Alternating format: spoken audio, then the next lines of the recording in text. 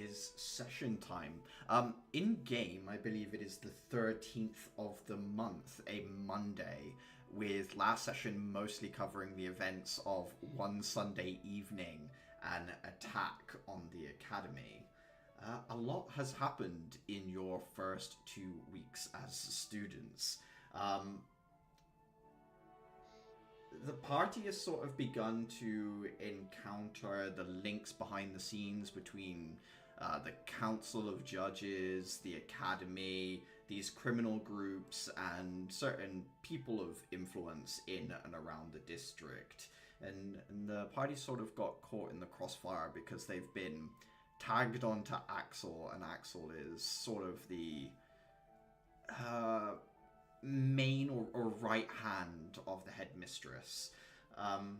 We left the session off with the headmistress giving a speech to the academy, kind of outlining the fact that she is going to maliciously comply with the council's instructions of taking on more students, but ramping up spending in order to keep her ideals intact. When the spirit of the message of the academy, of the council was sort of that the academy should stay in its lane and focus on raising, for all intents and purposes, the term cannon fodder has been thrown around, and that's kind of what they're legislating and looking for. And as Clara and Axel sort of briefly discussed, it doesn't really make a lot of sense for the city if you can both increase the number and quality of your guardians, your Empress Knights. Why wouldn't you? Clara made the point that perhaps it's personal, and Axel gave that some thought. Where we pick up, we're back in a classroom, much like how we started the campaign in general. There's this lecture hall with tiered seats that kind of go up and back from a lower area. One Professor Partridge is currently trying to hold the attention of this class. Year 1 combat students, and no, it's still the same day as the speech. You've left the main hall and head into the classrooms at this point, because that was the morning of. He's trying to hold the attention of this classroom, but with the attack yesterday, with all that was said during this assembly meeting, and with the fact that it is the month-end trips sort of coming up for all of the combat and non-combat students that support them, there's an air of distraction, minds wandering, thoughts beginning to follow, well, trains of their own path. Trains.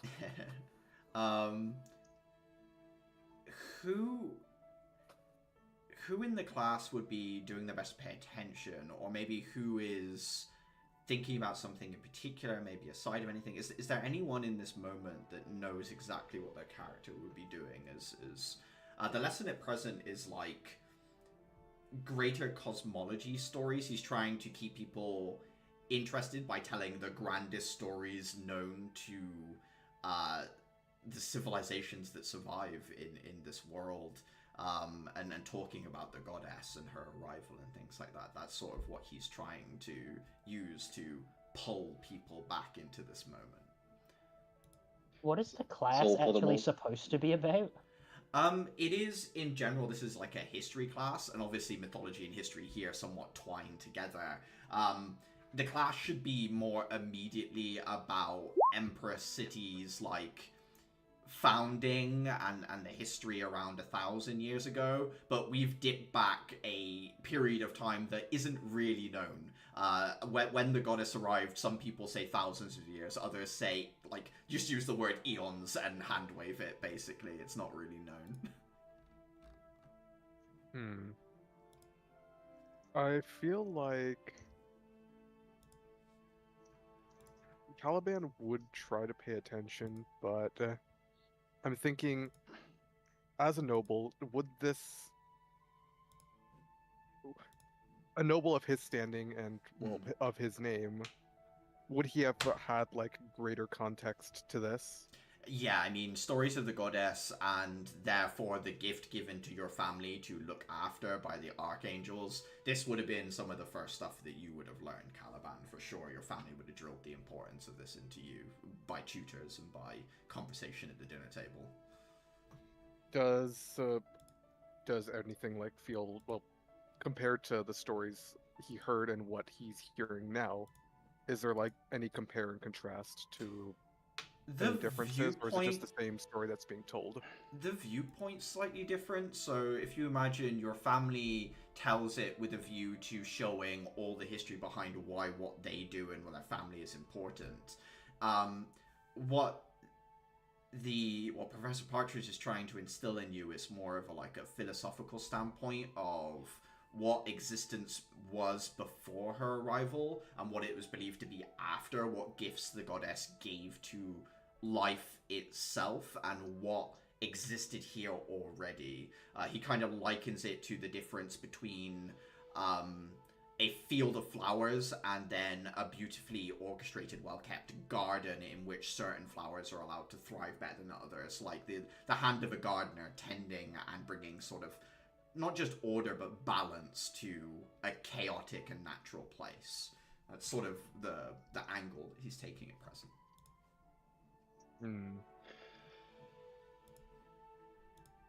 I guess I'll just write the notes that he's telling. Mm-hmm. You half pay attention, occasionally dipping into your notes to write down bits and pieces that pop up to you. But mostly you find your mind wandering, Caliban. You think of the serum that Richard DeVow apparently had that was given to Crescent. You ponder, in this moment, you think, this is something small you weren't told about. The fact they had this contingency plan here. And that sort of teases in your head the idea of, if there's something small, is there something bigger as well that hasn't been told to you? Something important or not? And that keeps pulling your attention just a little bit as memories of these last few days sort of repeat in your mind. Anyone else? I think Clara's probably zoned in. Clara's full on paying attention to what's being said. It's school. I like school. I'm good at school. Clara, there's an interesting part of what he's talking about where he goes into the idea of the cage. When the goddess left, it was believed that she imprisoned the Scourge. The Scourge hasn't been seen since. This infinite force of destruction and this infinite force of creation. He has a more less literal sense of what a cage might be that the goddess is utilizing. The idea, again, likening it to nature, the idea of a forest fire at the middle of a forest, and it's ever burning, ever consuming, and the goddess is ever growing more forest for the Scourge to consume. The idea that these two figures might be somewhere in reality locked in an eternal surge of creation and destruction. Because he talks about the idea that that's basically what was going on in this world. The goddess would create and set something up, and then the Scourge would inevitably, eventually destroy it. And the only thing that there's really a problem with in that situation is us as mortals, as the animals that she gave the ability to adapt, as things that she set up. We're the tragedy in that situation. Should it be just the two of them infinitely creating something and infinitely destroying something, there's no meaning in that. The meaning comes from life and loss as it's seen through the eyes of us as mortals. And that is why the goddess moved the conflict. And that's his sort of opinion on what this leaving in this cage is. Obviously there's a bunch of different interpretations, but that's the one that speaks to him the best. And really he's sort of gone off topic at this point, Clara. He's gone from teaching to just espousing to see if maybe his personal beliefs might garner some more interest from certain people in the group, though you can see he appreciates that you seem to be locked in, Clara. Fair enough. Adhira. Adhira is probably paying attention, drawn more into it as a story to listen to rather than, something that's being taught. But head cradled in one hand, just sort of listening and looking pretty. Give me a perception check.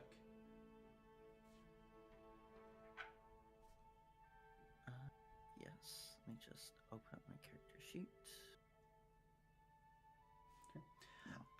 You don't notice until a piece of paper bumps against the side of your foot, as someone has thrown a message towards you. Always exciting. Hopefully it's not a reminder for therapy. Pipe bomb.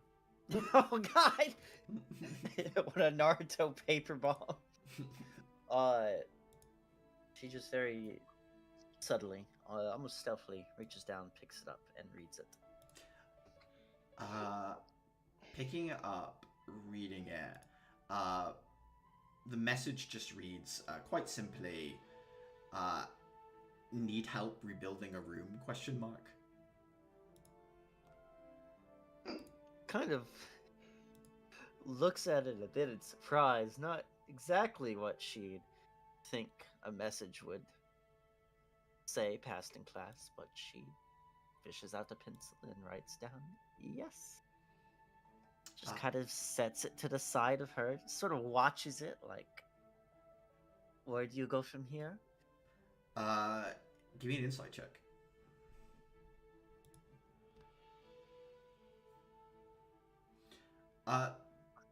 Looking around the room, most people are still doing their best to feign paying attention to what's going on, or otherwise are actually engrossed now that the story has taken on perhaps a more dramatic turn than an educational one. But you can't seem to pick out where the note came from at all. Huh. Well, I'm sure whoever sent it will get to their answer eventually.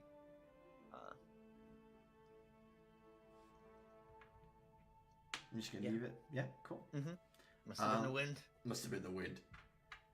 An arrow hits you. No. Uther, what about you? Anything in particular in this moment? Is the I have passed my constitution check to a sufficient degree, so Uther is attempting to pay attention. Yeah, so like avoiding dozing off in this point, is that the constitution check? Yeah, okay. It was a late night, shall we say, a busy afternoon. A late night, and I got the shit beat out of me. As you sit there, sort of doing your best to pay attention, you notice at the corner of your eye through the window, choose our crystals for the mission now. Before you leave, you can swap your crystals anytime you can head to the workshop, right? You notice out the corner of your eye in the window area, the top of the train yard, so like the area where all the trains are kept, and then you go underground into the sort of training area underground, begins to blossom open as the roof opens up, opening it up to the sky above, at which point you see almost like it's sprouting from out of the inside of the train yard, a kind of like a telescopic crane begins to push its way up through the opening, and then like turns in order to start picking up not little cargo crates, but huge cargo crates looking quite small from where you're sat, and then lift them and then begin lowering them into the train yard as this thing sort of constructs and then starts moving things.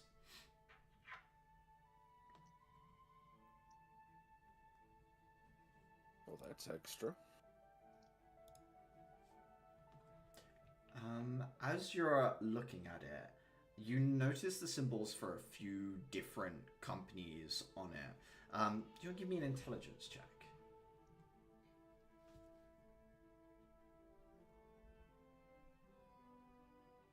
Okay. You recognize 3 of the symbols. There's this one.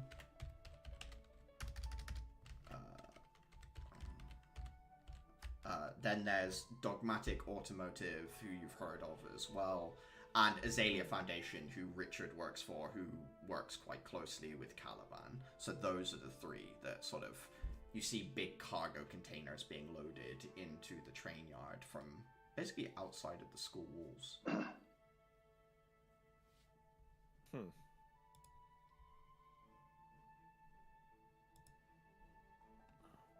That's it. That's all you really notice, is just this sort of unloading, picking up of goods being moved into the train yard itself.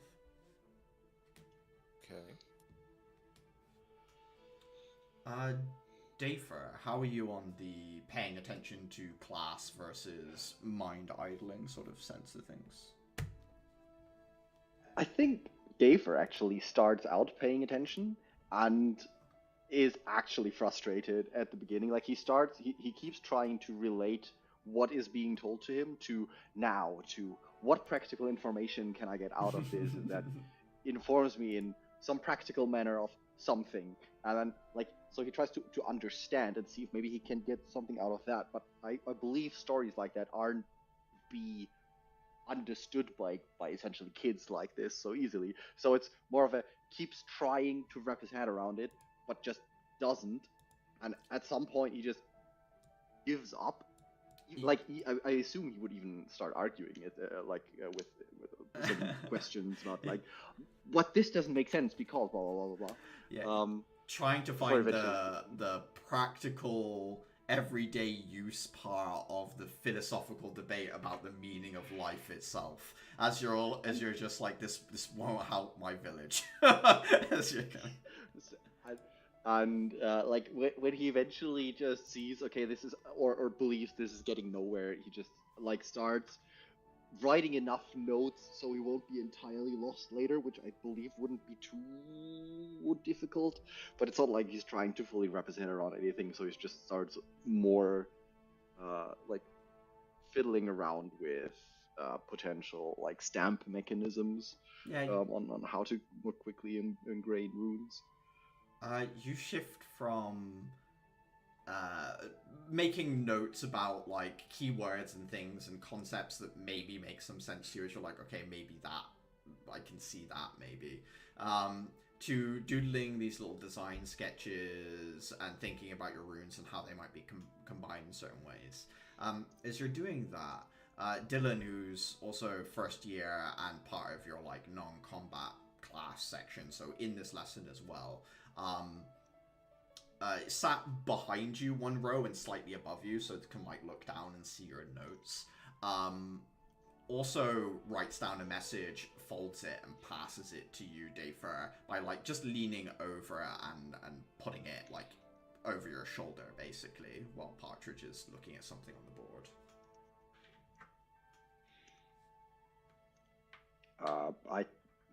I mean, I'm not too stealthy, but I would pick it up and look at it. Opening it up, it just reads, hey, I've been assigned to you for your end of month trip. I'm supposed to be helping with the maintenance on the new train that's come in that you'll be using. After lesson, I'm going to go take a look at it. You can come with me if you want, with a question mark. And he just puts open invitation at the bottom. You can... Sorry, that's an invitation for just coming about this project to him. Right? He's saying after this class is finished, he's gonna go look at the train. You can come with him if you want, and if you want to tell the others about it and invite them too, that's fine. That's basically what the message says. Okay, sorry, yeah. Multitasking. No worries. I just give a nod back. And then I assume my classmates are sitting nearby as opposed to mixed throughout the class. I'm sure some of them are at least sitting nearby. I don't know whether Caliban would be like a front of the class, back of the class, sort of away from everyone else person, but I imagine most of them are nearby. If one is nearby, I assume that Hira is nearby. I believe we get on somewhat. So I just like hand her my note. So now she has 2. So she can also get informed. Way too popular. Do I know that this comes from the boy next to Dafer? I imagine it would have his initials on it, not so much the full name, which I think is somewhat close to Dafer's initials. So, I don't know whether you'd like think it was for Dafer or from Dafer. That's kind of up to you. But yeah, like either way, the note is handed to you, Atira. So. Okay.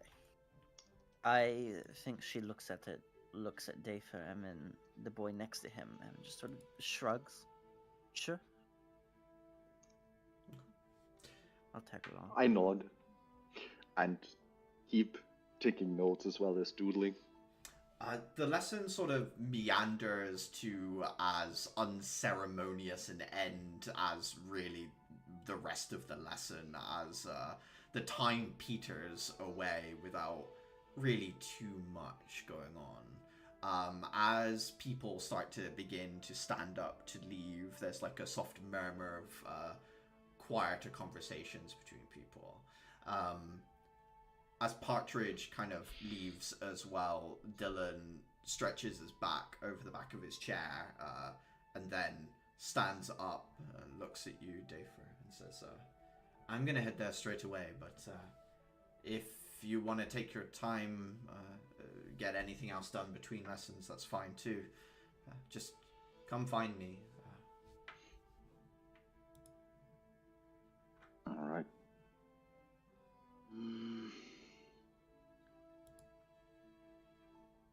How much time do we have until next set of lessons? Well, technically, you only have half a day's worth of lessons. This would have taken you half a day. The second half of the day is you study whatever you want, right? Like, you can go to a library and look up stuff about the Gold Bell Caves or whatever you'd like to do during this time. So, it's all up to you. Okay. I'll be dropping by in a bit. There's something I want to test. Minutes. I would be informing the others as well. Hey, I plan on going to the train yard in a bit, meeting Dylan there. He's apparently our assigned workshop student. Workshop student. I'm not sure how I was supposed to call that role. I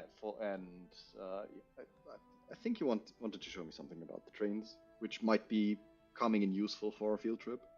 I'll be doing a little field test of something I've been cooking up though first, so I'll be there in, I don't know, roughly an hour.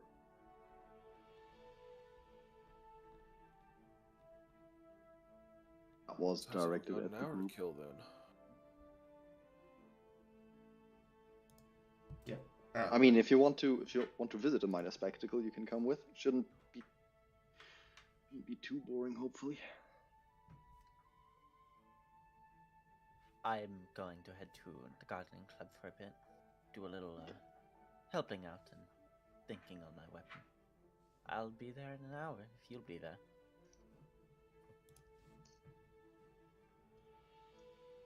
Well, I'll find something to do for an hour then.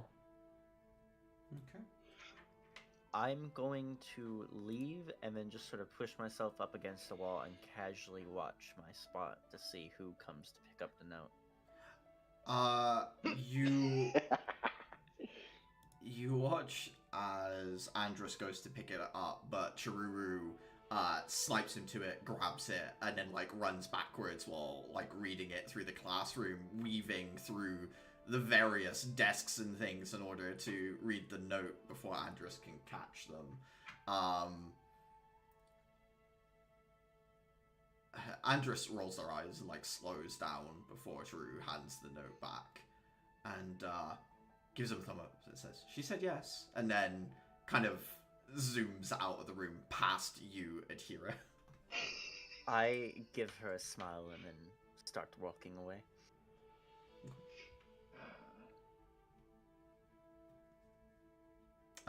Who knows what they're going to do for the little bit of hour downtime before heading to the train yard to take a look? I do. I'm gonna go try and find Axel. Yeah. Looking around, you eventually find Axel mostly by people mentioning it's weird seeing Axel in the school during the daytime like this. He's actually in the cafeteria area right now. As you walk in, he's having a conversation with a young girl, maybe 6 years old or so. It's not Crescent, but this girl has like bubblegum pink hair on one side and then dark black raven hair on the other. The pink hair is cropped up, but the long hair is grown down, and there's almost like a stitching mark down the middle, like she's been sewn together from two different halves.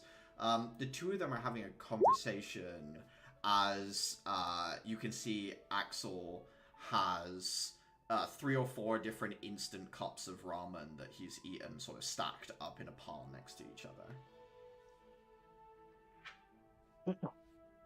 She's gonna try and judge whether that's something that I should or can interrupt. Yeah, you can give me an insight check. Yes. Let's go, Clara. 13. The conversation doesn't seem too serious. The girl's laughing. She does also have a set of like art supplies in front of her. She seems to have drawn some like pictures, like crude like crayon pictures basically, that Axel is commenting on. So it seems somewhat casual between the two of them. Yeah, I'll walk my way over then. I hope I'm not interrupting. Axel turns towards you and says, "No, not at all, Clara. Take a seat." I'll sit down in whichever seat is spare. They're on like a big like bench area, would be enough seating for like 12 people, but it's just the two of them on this one table. Okay, cool.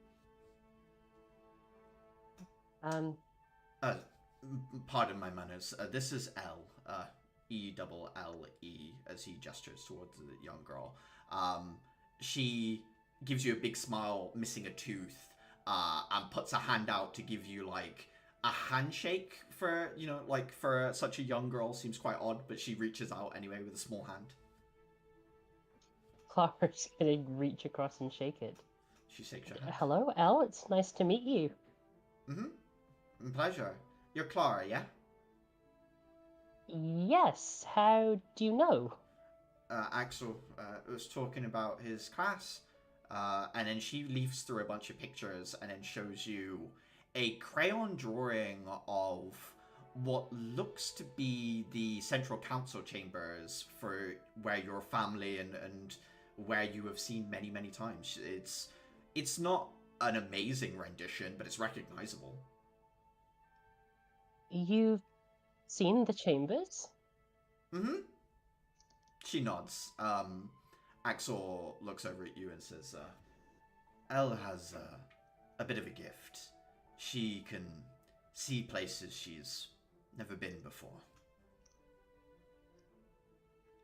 Oh gosh, I bet that's exciting. Mm-hmm. Sometimes it's scary, but when I get it down on a piece of paper, it just becomes a picture. It's not as bad anymore. Well, I think that's very brave anyway. How do you know Axel?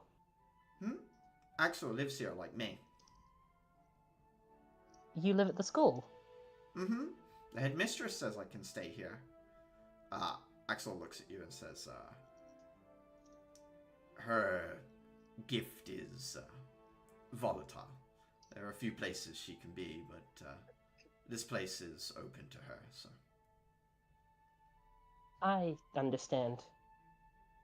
Um, in that case, maybe it will prove helpful. Um, I'm really sorry, Axel. I was told you might know where to find something that one of the workshop students is helping me with. What's that?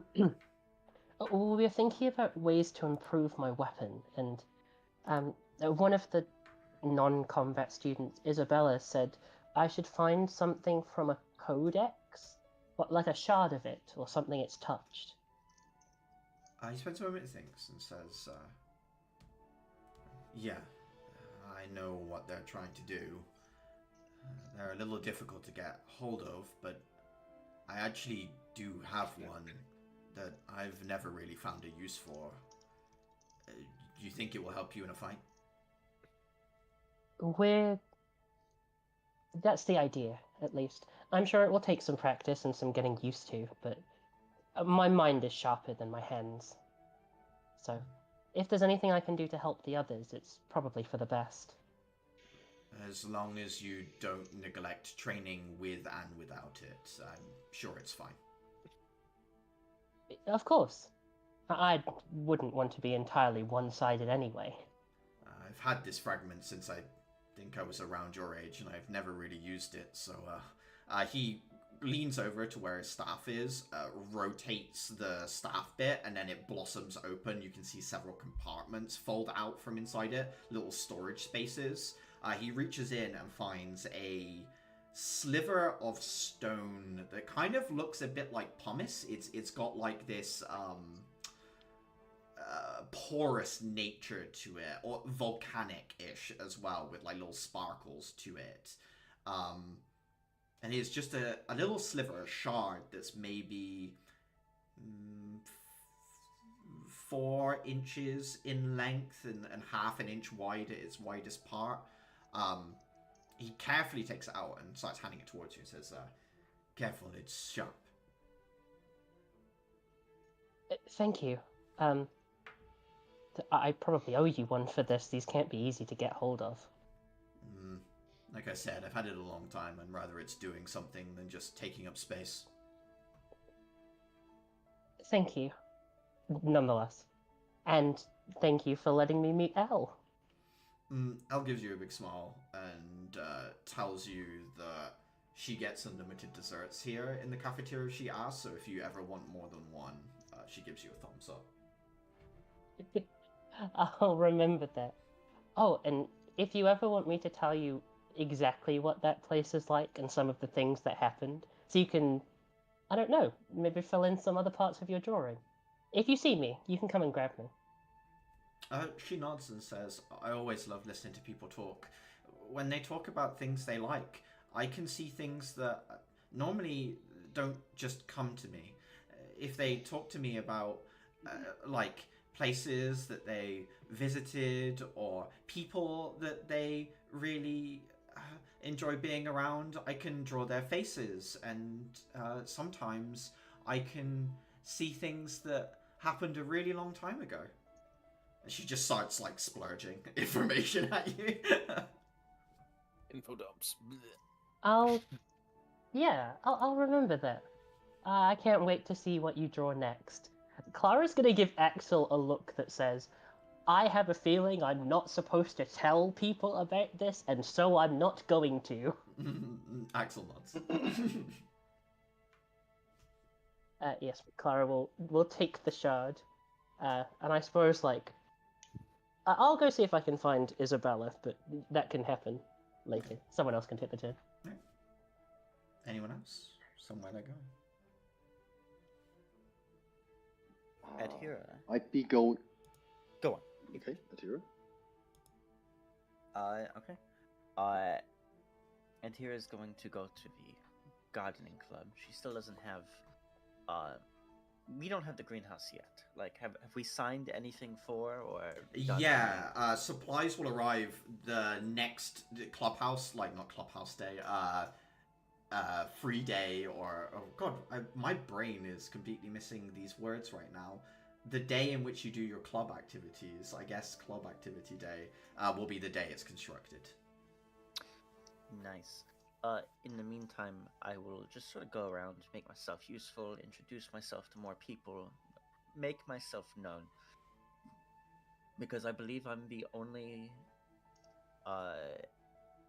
Eldritch Empress Knight in training here for this club. Yeah. Apart from the year 2 who runs it, you're the only other one, I think. Yeah, I'll run errands for them if they say they need like stuff. I just use sort of enhanced speed to like go, run, get it, come back. And then in the last 30 minutes, I think I'm gonna sit down and start sketching in a notebook about stuff about my weapon, like something I want to change or add to it. I misspoke, by the way. It's a 3rd year, not a 2nd year. I forgot. Ah. But yeah, sketching your notebook about changes you want to make to your weapon. As you're sketching, one of the boys you've seen around, a 2nd year non-combat student, walks over to you and says, "Your friend that was helping out with the club most days, I haven't seen her around today. Is she okay? Was she hurt?" Ashlyn? No. I never really got her name, but she's only been here the last few days. I thought she might have been a visitor. Oh, yes. She's all right. Just a little shaken up. She's, not from around here, so not used to the dangers that us knights in training go through. But she's plenty fine.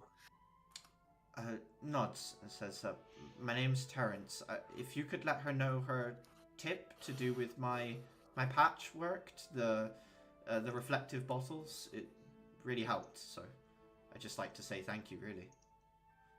Plus, reflective bottles.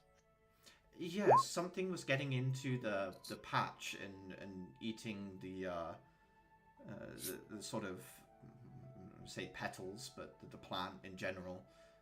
The bottle seems to have scared off whatever it was. She said to sort of bury it half in the ground. Interesting. I've never heard of that before, but I come from a very unique botanical landscape. So I've heard. I'm looking forward to the greenhouse. We're supposed to be getting a bunch of plants from your way. I'll certainly be around to help build it, but I'll let her know. You kind of leans in conspiratorially. You sweet on her? You watch this guy choke on on the sound waves that impact his ear holes. He just sort of like Never say that sentence again. he recoils from what you said in a way that answers your question before he says no, and just says thanks for, and then leaves. Doesn't finish. I speak to myself, but really to the one person who's always around me. I have to do to others what you and Clara do to me. You must understand. You feel the familiar shiver and the words, "Fun, isn't it?" Yes. But yeah, that's her for a day. I mean, I think at the hour she gets up and heads to the train yard. Okay.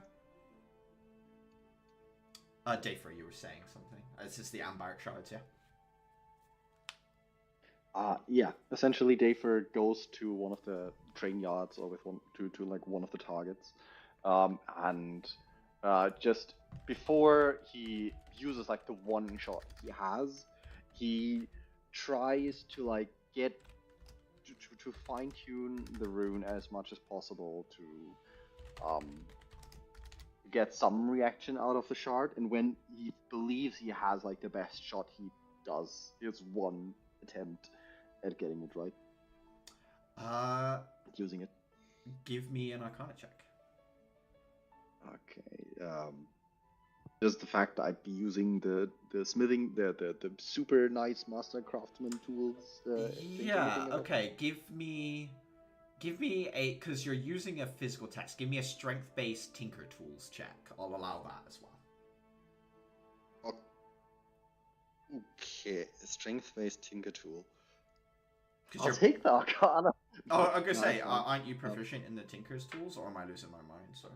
I am, but my strength mod is worse than my int. Oh, go ahead and go for the Arcana then. Sorry, I thought I was helping you out with that. I was just like I'd be illogically using it so I was wondering whether that had influence. But yeah, there we go. Nice. You spend a lot of time lining it up, trying to think about all the ways it could sort of go wrong, testing out, seeing whether they'll misfire in certain directions, but it doesn't seem to. Lining up your shot, you impact your fist into the target. It properly locks into place at exactly the right moment. The discharge of energy doesn't backfire up your arm or anything like that. It fully discharges into the target.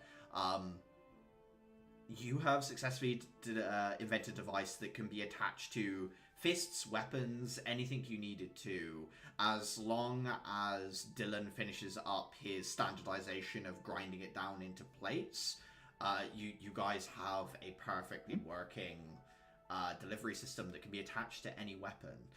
From now on, you guys can use an attunement slot to attune to a set of ambaric slates, these like plates, instead of a crystal, which gives you your proficiency mod, divine smites, but electric damage basically per long rest. So give me a second. Prof per long rest.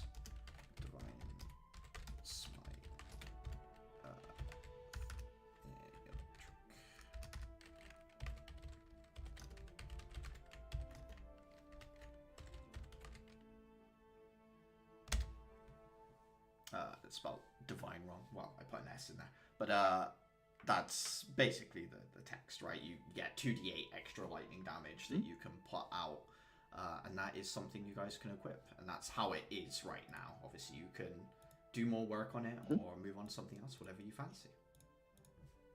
Okay. So I assume I managed to also make the mechanism so dead simple to trigger that essentially I can just hand this to Clara or Tira, and they can also trigger it. Yeah, exactly, and you can like attach it to any weapon you particularly want. You've got this like clip-on system basically that can be affixed to a weapon.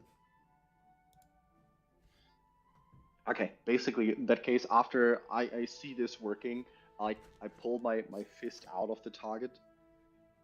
Look at the weapon, see at my gauntlet, see basically everything fine, and I'm just this fist pumping yes gesture that like of happy success that it all worked out.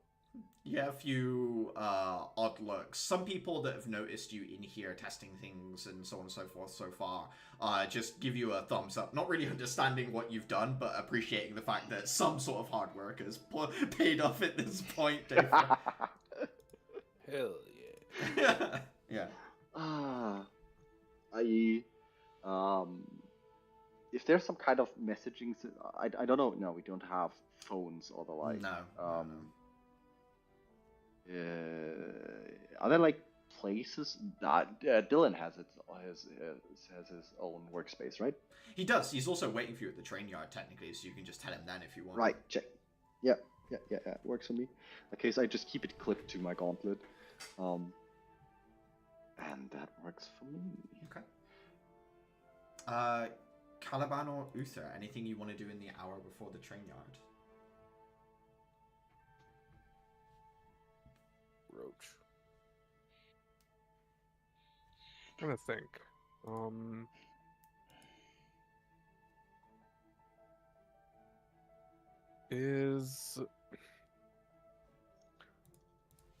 Okay, give me a second. Like, just trying to think of something. Of course. Yeah. Maybe just like ask Mistel if she's made any progress with her thing. Going to find her usual spot in the library after these lessons. Walking in, she looks over at you as you kind of come to sit down and says, I was actually thinking of looking for you this evening. I believe I have something worth testing. It's a little dangerous, however. It would involve running electric current through one's own body. He considers it for a moment. Well, do tell. Right, well, you know how your shell is capacitating energy from, well, everything we do, our very life force. I want to try and suffuse the body with extra energy, in a sense, using an ambaric shard to steadily feed the corpus electric energy that the shell might take instead of our life. That way, maybe our lifespan can be extended, or maybe otherwise the shell could be recharged quicker. This is just a first theory, and it's a little inelegant, but it's worth trying to see a sort of benchmark of effect.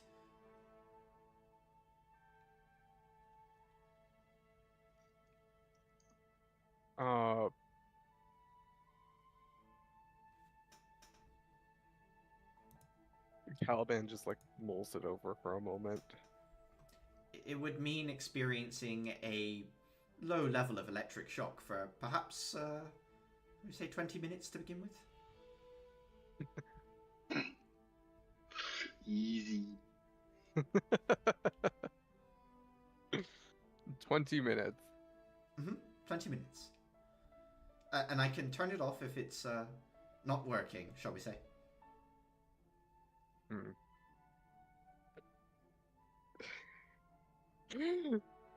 Okay, with Caliban's what I wrote for him for his backstory in mind,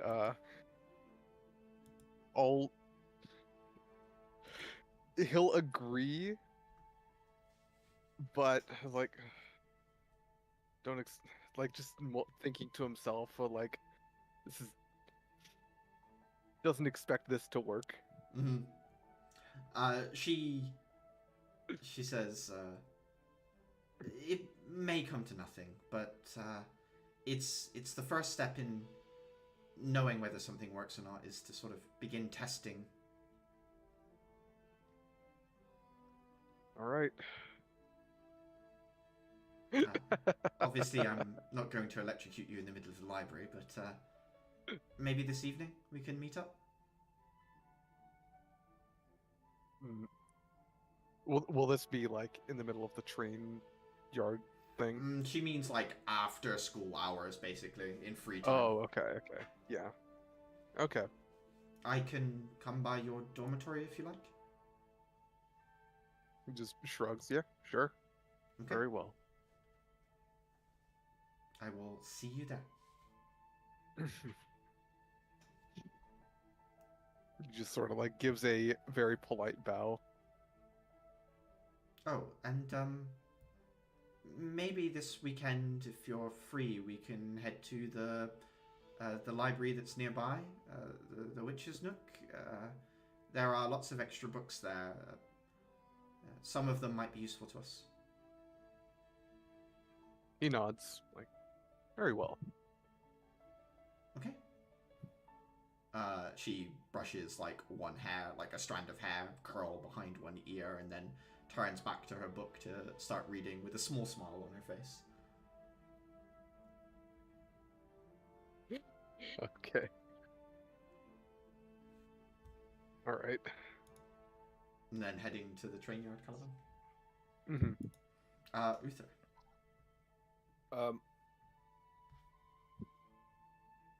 Probably going to go to the library and try to get a more advanced book on runes than what I would have on me.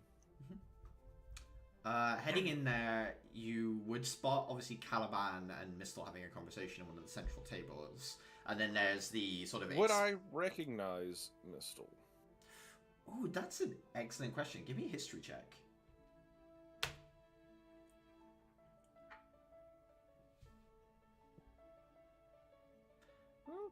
You don't recognize Mistle by... How do I put it? You don't recognize her by who she is, but you recognize her as being from Dulukop. And She does also seem familiar to you. She looks like someone you know of, but you can't, like... It's like... God, they look so similar they could be related. Maybe they are related. And that being the woman who invented ambaric stuff. Her, Mistel's mother, but not that you know that. You have seen her before, and she has that same... curled white hair, basically, which seems sort of like stands out to you, obviously. 1 second, doing a heads or tails thing. Okay, that answers that. And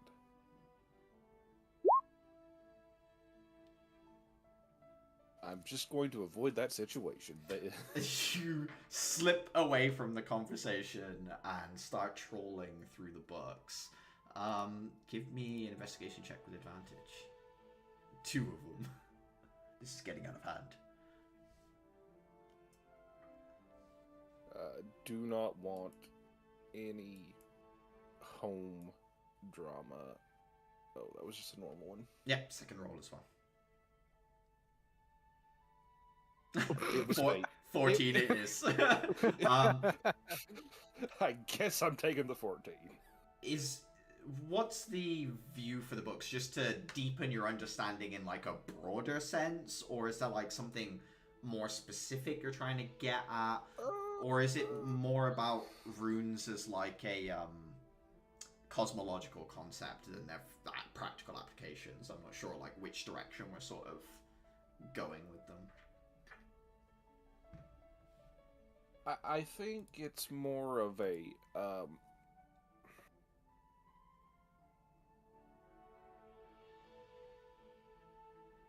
I guess almost the historical applications of, because like, okay, Dayford stamps all of his into like metal and either has it in his armor or hanging off of him. Yeah. Uther is not exactly a metal worker, No. so I guess it would be like looking into like pottery involving runes, since that's been Uther's go-to, quick and messy. We'll make a blob of clay with a rune and throw it at something. You do a like quick perusal of some of these books that you find on. There's like a pretty big cultural intersection between runes and pottery. Runes and pottery, some of the first uses by like society on a larger scale. If you can put a rune in a pot and keep your grain from going bad for longer, it's useful, right? And this dates back to like some of the earliest records and relics that have been found. I've been literally sitting here wondering, like, could you just make like a thermos that's just absolutely. a pot in a rune that just draws moisture constantly? Yeah, you absolutely can. Humidifiers, dehumidifiers, all things like that as well. So you give like a quick perusal books. There's some stuff in here that you recognize, Uther, some stuff that you don't. You find a book that catches your attention because it's about the Vangi and their concept of ceramic armor, using runes to turn ceramics into materials or equivalents of other materials. That the Vangi have even created things like ceramic plate armor that is much sturdier than plate would be. A lot of their heavy mounted like horse combatants use ceramics for the horse plating and things like that as well. It's both lighter and easier for them to mass manufacture than metal would be. So there's some stuff on like the Vangi culture that you can find in there. And then you've also got stuff that speaks more to like using ceramics in order to create like specific environmental controls. So things like you said, removing, increasing moisture, making things more hospitable, making things preserve longer, stuff like that.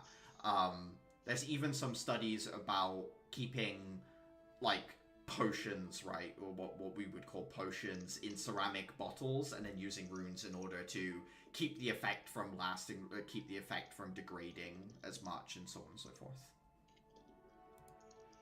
Okay. Just inbuilt refrigeration methods. Yeah, or emulsifying, I guess, might be another good way of putting it. So, like, stopping the liquids from splitting, making potions go bad.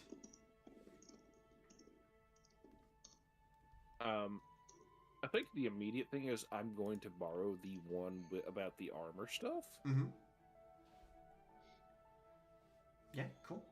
You're able to take that out. It's perfectly fine. And we're allowed to take our weapons off campus, yeah? Yeah, you absolutely are. So part of your student license, the card that you got, the crystal card, gives you permission to keep your weapon on you. Then I am definitely going to just stop, grab my sword, and then just kind of wait at the entrance, flipping through this book till the group gathers. Yeah, one by one. Or actually, Clara, were you looking for someone before you head to the train yard, right? Yeah, I just want to drop off the codex shard with Isabella. Heading to Isabella, single eye widens in shock, takes it from you. She looks at you and says, I'm gonna need a prick of your blood. I didn't realize that rune work involved blood. The codex does. It needs to remember you. Oh, yeah, sure. She holds her hand out. She takes the codex shard and pricks your thumb with it, and you watch as the blood seeps out to you. It, like, just soaks into that porous stone, right? Like, it just absorbs it very quickly. Huh, I've never seen anything like this. Apparently they used to be quite common, but most of them have been broken apart and cannibalized over the years, as it were. I can understand that. Thank you again for your work, by the way. It's fine. Like I said, I didn't think I'd get to work with anything like this for quite some time, so...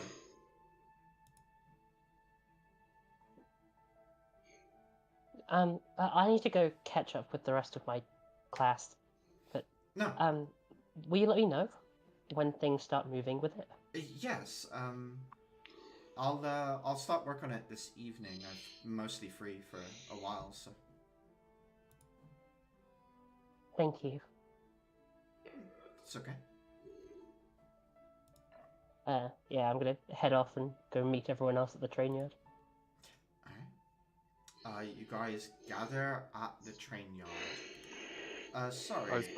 ISO, you're exhaling. I think when you turn the noise suppression off, it's probably picking up you more than anything now. Oh no. It's okay. It's all fine. Heading towards the train yard. Heading inside, you see a train park there that you've never seen before. It doesn't look too different in terms of like the carriages and general shape to the normal everyday commuter trains, but the front of it, Adhira, you recognize that the very front of the train, so the actual locomotive itself, has been modeled on a kind of centipede-like creature that lives in the desert. It's known for like tunneling straight through dunes, and it is able to gather moisture and use that to apply moisture to sand and sort of compact out little dens for itself, so it can create like tubes of solid structures in dunes. And sometimes when people are walking through it, they can like step into them, and then suddenly centipedes like crawling out of dune works as their tunnels get disturbed, and suddenly there's bugs everywhere. It can be quite alarming for people that are not used to trekking through the desert. She exclaims something in Lamshi and claps a little, just excited to see a reminder of our homeland, despite how unsettling it may be to others. In fact, I can post a picture of it, and I'll put it in the general chat.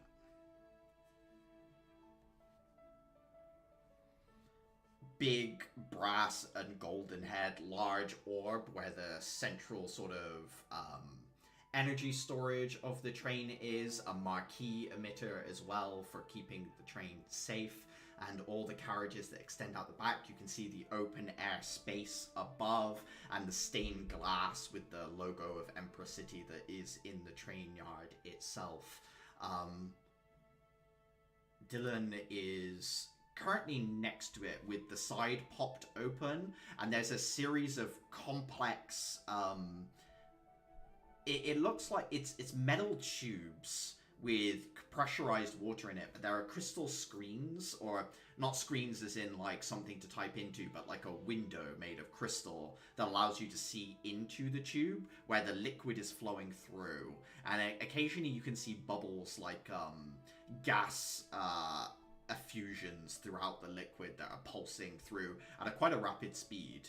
Right now he's sat there with what appears to be a stone tablet of different runes, and then text underneath them like comments, like notes against each of these runes, but it's been carved into stone that he's looking at right now. He seems somewhat distracted as he's checking this stone tablet against whatever this complex array of tubes is.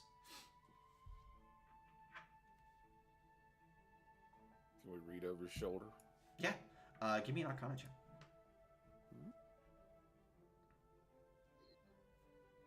Can I aid you in this? Yes. You have advantage, Uther. As I would also look over the shoulder. 25 is pretty good, but you can maybe get one higher. Second.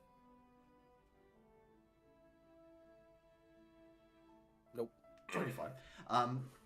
Two of you take a glance. From what you can work out, what he's looking at is a series of requirements and expectations. It states that, like, I will only become involved after this, at this speed. I expect the outside of the train to remain this polished. I demand that while the train is idling, the liquid be pushed through the tubes at this rate at least, and like a series of requirements and like negotiated terms with something.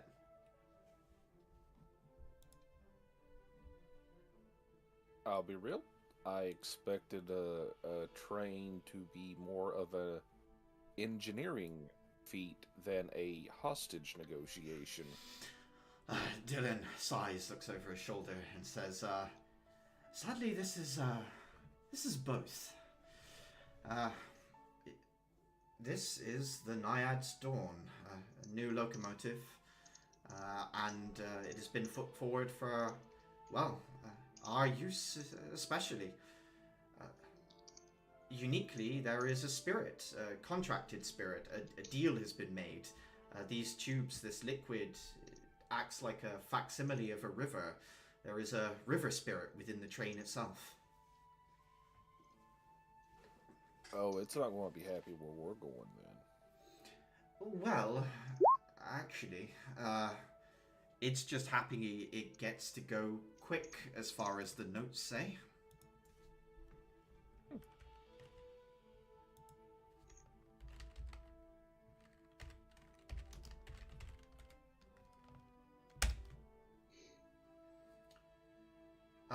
He kind of puts the tablet down to one side, brushes his hands off, and introduces himself to anyone in the group that he's not met, which I think is probably Clara. Most of us. Because I think he's met Adhira and Dafer. The rest of you, I'm not super sure. I haven't met him. Okay. I have been in the workshop with Davers before, so we've probably interacted. I think you've interacted, but you've never like formally met each other. So he'll probably introduce himself and say, "I'm a workshop support student, first year, and I've been told I'll be on the train during your end of month trip. So I'll be handling." I'll be helping out some professionals for the first trip, but after that, I think it will be handed over to me and some of the other, maybe second or third years as well. Looks at the train, looks at our friend here, looks back at the train. That's generous of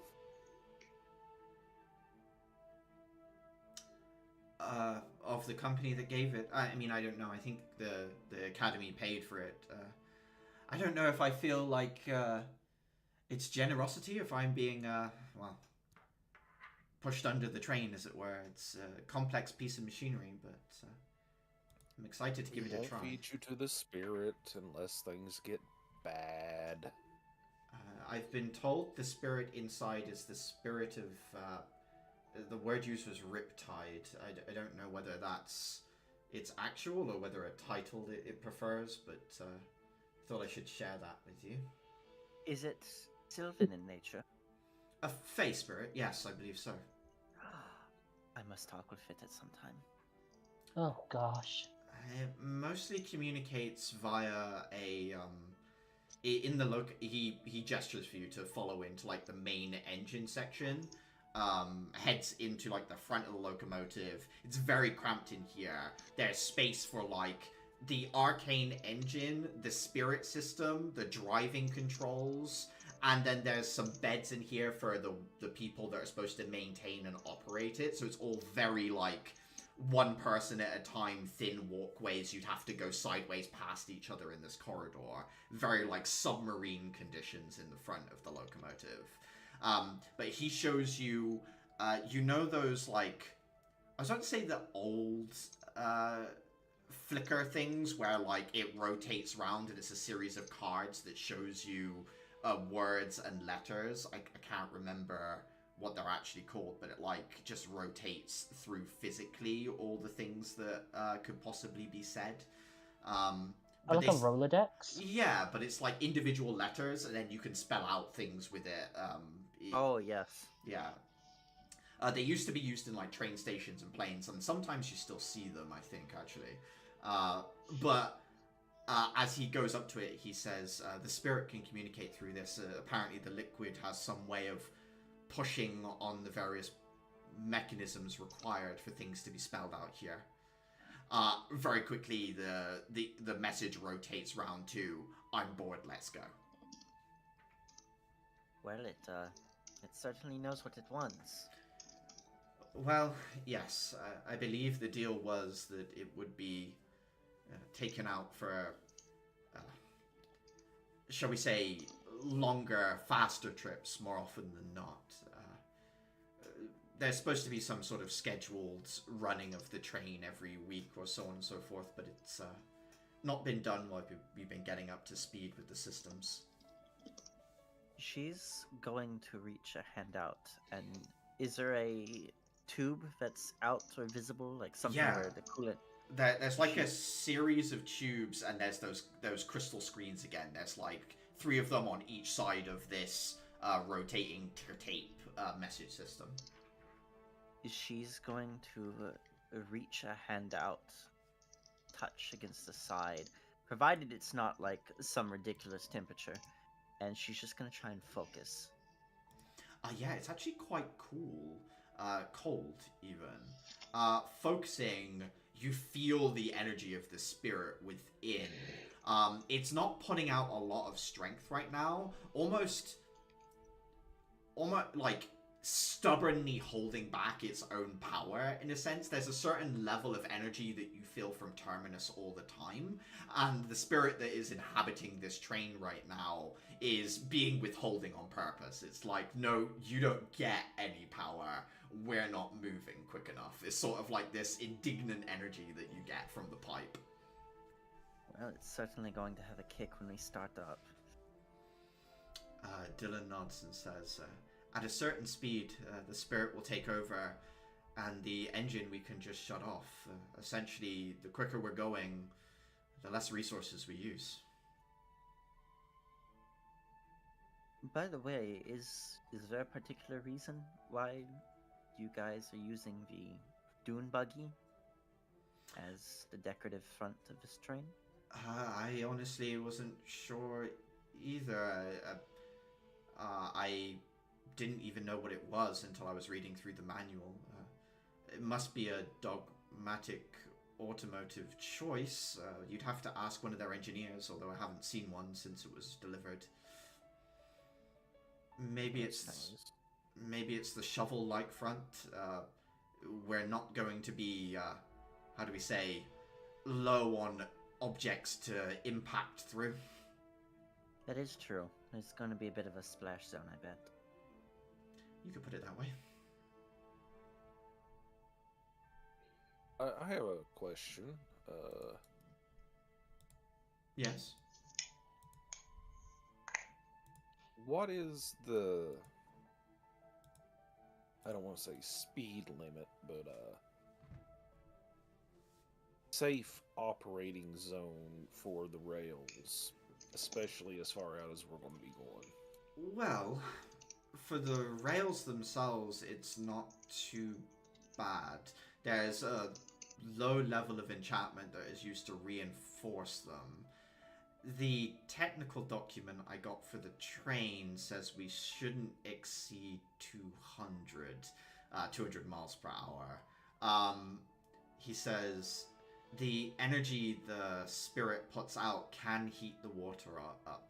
If it goes too quickly, it will start to evaporate. There are vents for letting the excess steam out, but eventually it will run out of water, and well, then the spirit engine won't be able to turn any of the systems we need, and we'll have to switch back to the crystalline one. But I mean, essentially, as far as I can tell, we could go a lot quicker, just not for long. If we had something to cool off the engine, then we can push more out of it. He nods. Or a reserve tank of water, perhaps.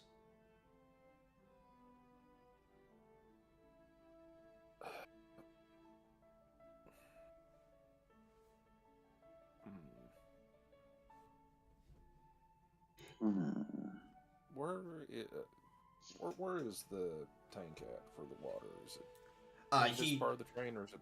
Yeah, he'll lead you back one more carriage. This is where, so like, it's the locomotive, and then the carriage behind it is always critical supplies such as fuels for the engines. In this case, the big water tank. This space is reinforced as well. If the train ever has like a catastrophic attack, the idea is always that everyone gathers in this space and the rest of the train is detached, and then just the locomotive and this carriage can escape a situation much better than an entire train with all of its carriages can. Which is why generally on usual commuter class trains, the richer you are, the closer to the front you are, because it's easier for you to get to the emergency carriage station, like if you're in a situation like that, basically. But yeah, it's that space where the water tank is and things like that. How easy does it look like it would be to add more water in a pinch? So, or there's that like an external, like, is it an enclosed system, or is it a system that could be easily done if needed? Taking a look at it, Uther, you can see that there is like a refill valve. So you could attach an external tank here and then just pump it in during motion. You could use like the refuel section as an extension tank instead. That's a good way of jury rigging it easily, as far as you can see. In terms of like adding something in, there's a section where you could pull the pipes apart and there's some space there that you could add something more complex than that. But in terms of like readily available, yeah, there's one way of just like inletting more. Okay. Just Sam. curiosity for future. Mm-hmm. Runic concept question. Yes. Is there some way I could make a container that can store more water on the inside than should make sense for the volume? It does not matter if the water is liquid or whether maybe I go through some cheat and first solidify it through You're one of ice the and character somehow of Empress runically water. manipulate. Yes and no. So yes, you can use runes to make a space bigger on the inside than it is on the outside, but it's very minuscule unless you're feeding it arcane power. If you want something more along what you're probably envisioning, you also need to feed it like Crysthalm or some other power source in order for it to have any sort of meaning to the increase. We make a deal with a lake, and then we just pour from the lake. This is my The train. question It's is a that- lake, a river, and the whole goddamn ocean is in that tank. The problem is more that you can't, like, you have an ongoing energy cost if Mhm. you start adding this. Yes. And that's the problem. Yeah, you got it. So if you have a trip, if you have a long term, in one scenario this is useful. If you know you have a long term trip and you want to do it on high speeds, like consistently at like 250 or 300 miles per hour, then this could make sense because you just like have all this extra energy and prepare your crystal down tank to like burn through the energy to like Yeah. keep that water so and the river spirit can like push as much as possible. But outside of that, it makes no sense because on normal trips you just don't want that. Dylan will also point out that there's ladders on the inside of each of the train carriages going back from the locomotive that allows you to access an area on the top that is see-through but is enclosed on the bottom and then has hatches you can pop out of. So think of it like a covered roof area, so you can go up and stay on top of the train without being caught in the wind, and then pop up out of little covered areas if you need to engage with something on top of the train as well. And Ideal. he says you guys can like look around and explore the carriages as much as you want. There's your personal carriages in your rooms on the train. There is a civilian section on the train because sometimes the Academy will help fund itself by like selling transport to locations to people that need to go out there because, you know, it's safe, it's protected by Empress Knights in training, and it's cheaper than getting something like properly chartered in a sense. And then there's also the spaces that is open for you guys to configure. There are modular weapon sets to put on the train. There are different containers and things that can be put in on different carriages and stuff like that. And he goes through the documentation that you guys were sort of haphazardly handed by the third year and breaks it down for you as much as he's able to understand it in this moment. Gives you like a bit of a tour of everything.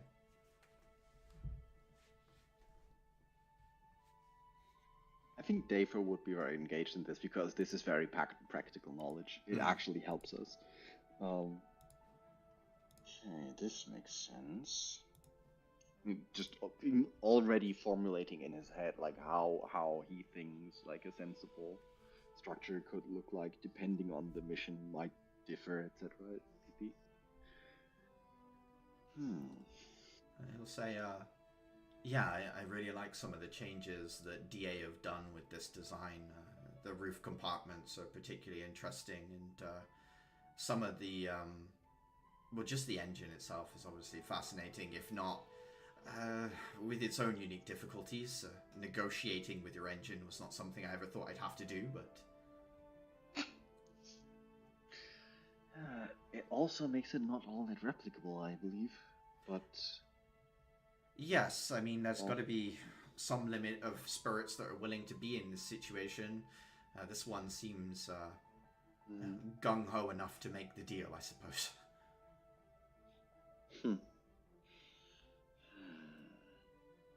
Looking at like the kind of contract language, it look like something that requires really deep. Yes. Is it essentially lawyer speak? If you screw up in one minor subclause, everything blows up? It's not as bad as that, so to speak. But yeah, it's been very carefully formulated and put together.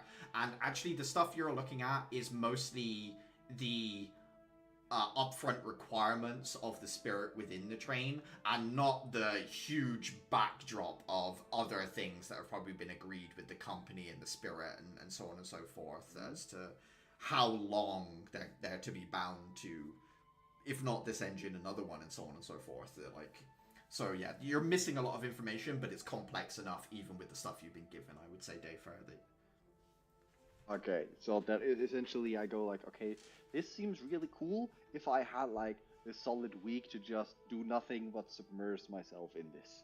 Or a dedicated team that does this Yeah. stuff, which is sort of where this has come from. You think this is like a department in this company has probably been put together for something like this.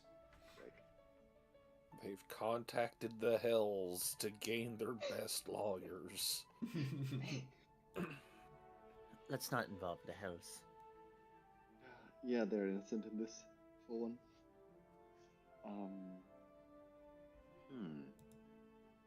We had to disable the Steam excess output port while we're parked because the spirit kept he puts his hands up and says yelling when it wanted something. It is very loud and it echoed and reverberated through the train yard.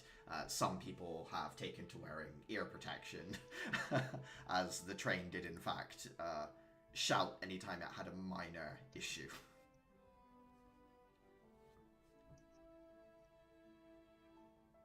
Large, Okay. angry tea kettle. They silenced my boy. I was gonna say, do you not think that's a little bit? I'm not gonna say violating, but Well, I still communicate with it, and so did the other workshop people. I think it found it more fun than anything to cause discomfort. I don't know. We'll take it out soon. I'm sure that at that point it will, for want of a better term, burn off some steam. On the topic of burning off some steam, I detach the Embarrass chart compartment from one of my gauntlets. This works. It works? Yeah, No. I just tested it earlier, which is why we're kind of late. The smiting does its thing. That's surprise, but great news. I think I have a decent method of standardizing the reduction into plates. All I need to do is test the Ambaric shard beforehand. 1 in every 5 or so seems to work with the method I have. The rest of them I use for more bespoke work, but the 1 in 5 isn't too bad for creating some sets of plates. perfect. Really, really, really nice. If you want, I can get you a set, and then if you keep testing things, then let me know how it works in the field, and I'll be able to put that towards my end of year work. Absolutely, I wouldn't mind too. In fact, In which case, I will get you a set probably by Wednesday. I've got a lot more reading to do with this. I nod very happily.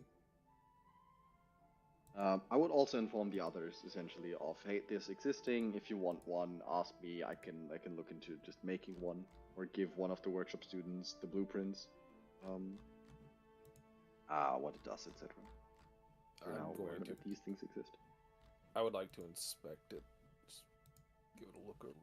Yeah, you look it over, Uther. It's like a little delivery system. The plate slides into place. You could attach it to your blade. It would like flick round, and then when you swing, it would produce an electric charge that goes up to the end of the blade, wherever it's impacted into.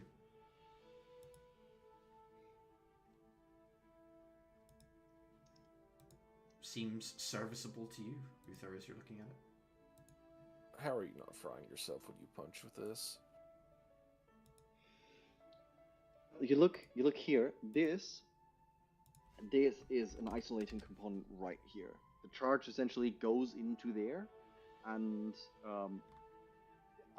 unloads itself over time. It's one of the reasons why you can't just stack as many plates as you want in there. If I might find better material down the line, I can look into upgrading this thing so that it can withstand more charges. at the same time.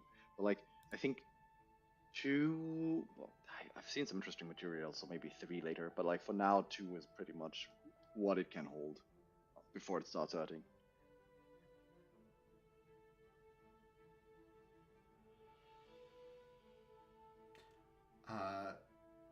Dylan will kind of sit down in the pilot seat looking over different things, different dials and displays and things like that.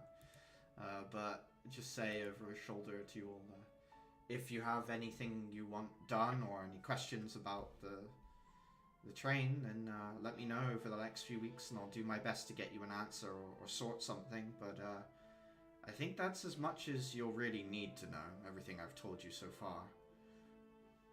Hmm? Where is the spirit of things going on outside of the train? Or is it limited purely to the tubes of water? It's limited to the tubes of water and the engine system itself, basically. The train is designed in a way that the pipes mimic the home environment it was found in, the way it flows around the train. The only thing that really matters to us in terms of the train itself is how it flows through the engine. It turns the various gears to generate power. The rest of it is just for its comfort. Okay.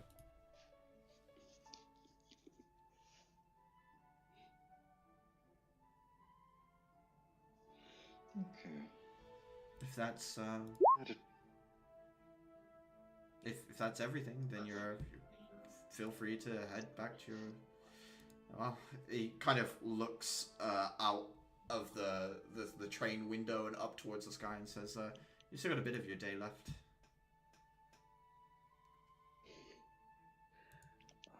I nod. I mean, I don't think I have any questions for now. At least nothing pressing on the mind. Quite a lot of this is beyond me, so I'm okay. Same. He nods and says, "Oh, I read on your file, Clara, you use a thrown weapon. Is that correct?" Yes. There are attachable wires on the top of the train that will pull the thrown weapon back to you if you use a little. There's like a little gear system up there, so you can retrieve your weapon when thrown if you would like. Oh, I mean, helpful, but you wouldn't be a very good thrown weapon fighter if every time you threw one it just stayed there. True. I think the original purpose is so that if someone falls off, it can retract back to the train. There's like a little harness thing, but I also assume that won't be too much of a problem. Still, thank you.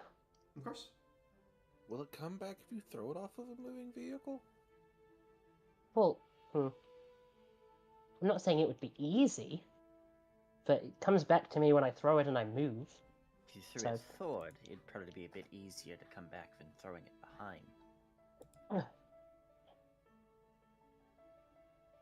You let me worry about that. Besides, I'm hoping that won't be necessary.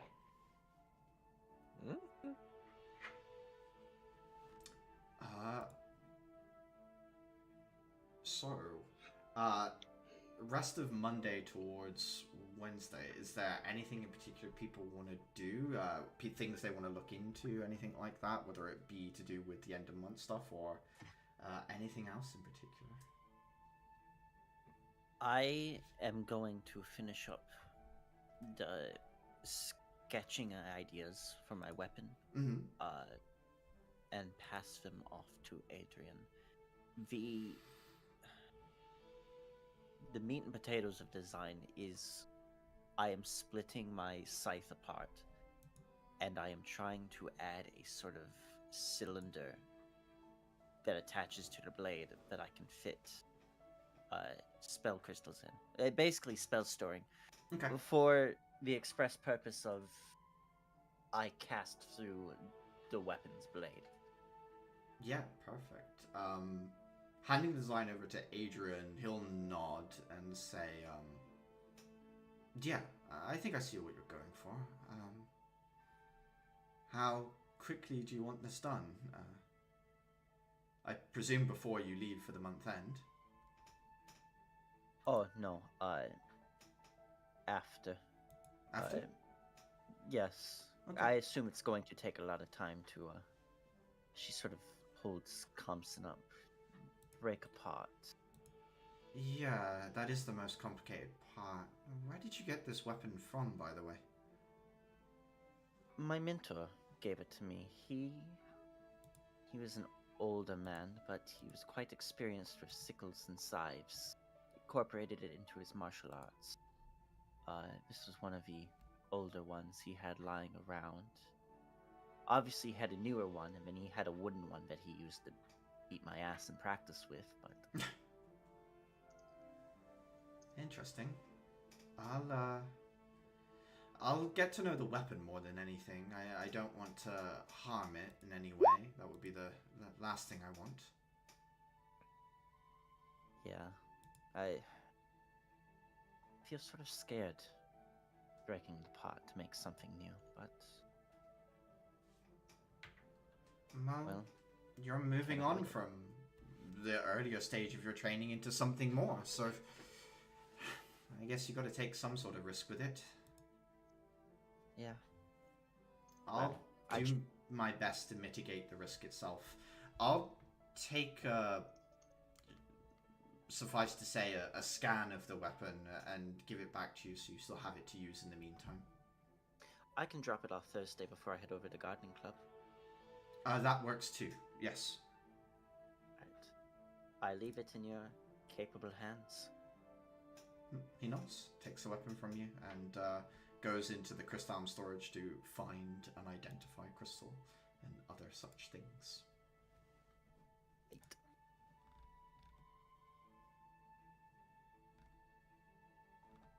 I have a feeling that identifying this thing is going to cause more questions than answers. Uther, you've got your rune book. Are you continuing to read that, or is there something else you want to look at for the next few days? Yeah, Uther has probably found himself a couch and is just reading for the moment. Okay.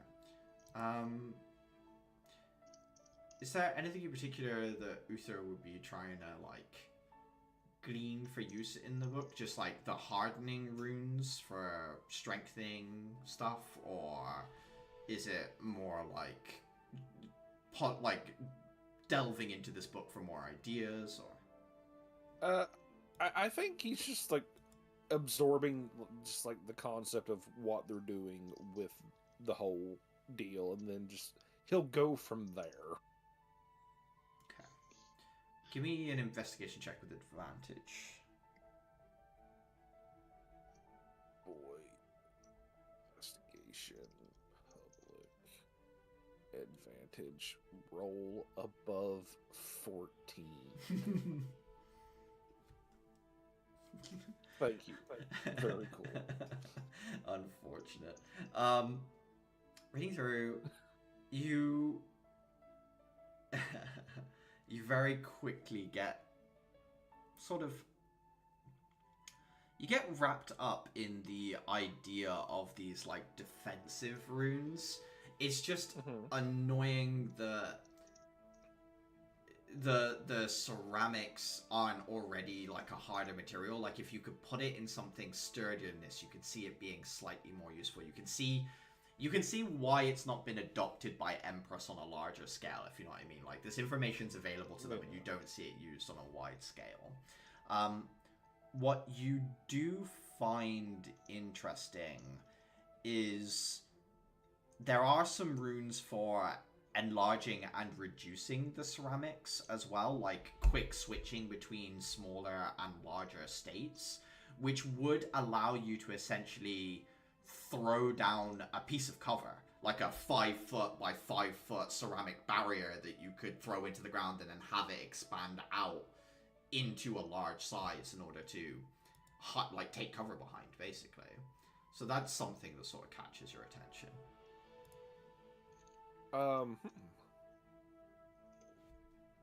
Would there be a time limitation on that, or is that purely just a one or the other type deal, instead of more of a time duration type deal. So from what you can tell, there's two ways you could go about it. One of them is like, it's permanent, right? You throw it down, it expands, it's bigger now, and the hard part is carrying or otherwise retrieving it and then going through the process of shrinking it back down. It's easier just to make more small ones and keep using them like consumables, basically. The timed version basically requires like more energy stored within it, so it's something that would probably need to be like attuned to, that you could then expand and retract it, basically, Uther. So one would take up an attunement slot and could be put out and redeployed and stuff, but the other one would be more like having a one-off that you can carry around on you. That might be something to look into later. I am very curious about the former right now, though.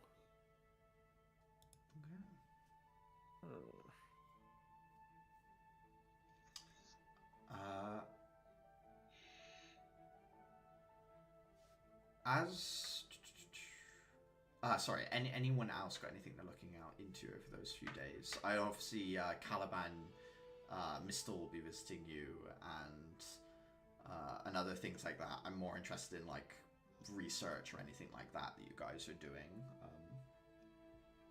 over the next few days. I think with the Ambaric Smite project being done and the idea of rune stamps already in his mind, like having been in Day for Smite the second he found out about the explosive shrooms and the potential need to use them to cut off some exit, that like lots of stuff might be following us through. He keeps looking into like trying to find ways to realize some kind of runic stamp device of sorts, particularly one for dehumidifying an area. Like the example rune he would be working with would be one that tries to dry out an area. I think over the next few days, what you do is you start like just brainstorming, right, Dave? Because you've got a bunch of different ways that this thing can work. So from Monday to Wednesday this week, what you do is sort of lay out all the different ways this can work, and then between sessions, what I'll do is I'll message you with some of those, like, you could do it this way, or this way. But for now, from Monday to Wednesday, you're just going through all these things, and we'll talk between sessions about what that might look like in the future. So you've sort of laid the foundations, and then we'll go on from next session with where that's going to go. Perfectly fine. I was just doing like narratively, that would be the one setting thing it up. that they would work on. Yep, cool. Anyone for anything more? I don't really have anything. That's fine. Isabel would come to you probably Wednesday evening, knocking on the door, asking for you. She would come in with the shard encased in like a... it's almost like a hand grip that would fit on your chakram, like on the thing that's thrown. She holds it out to you and says, "This is more of a prototype, really. But having had some help, I think it's worth testing as it is." Sure. How does it work? So, basically, you can recall the weapon to it, but also if you hold it up towards the weapon, you can sort of guide it with thought. At least that's how it should work. I hope. I've obviously not tested it. I can't test it. It's sort of bound to you.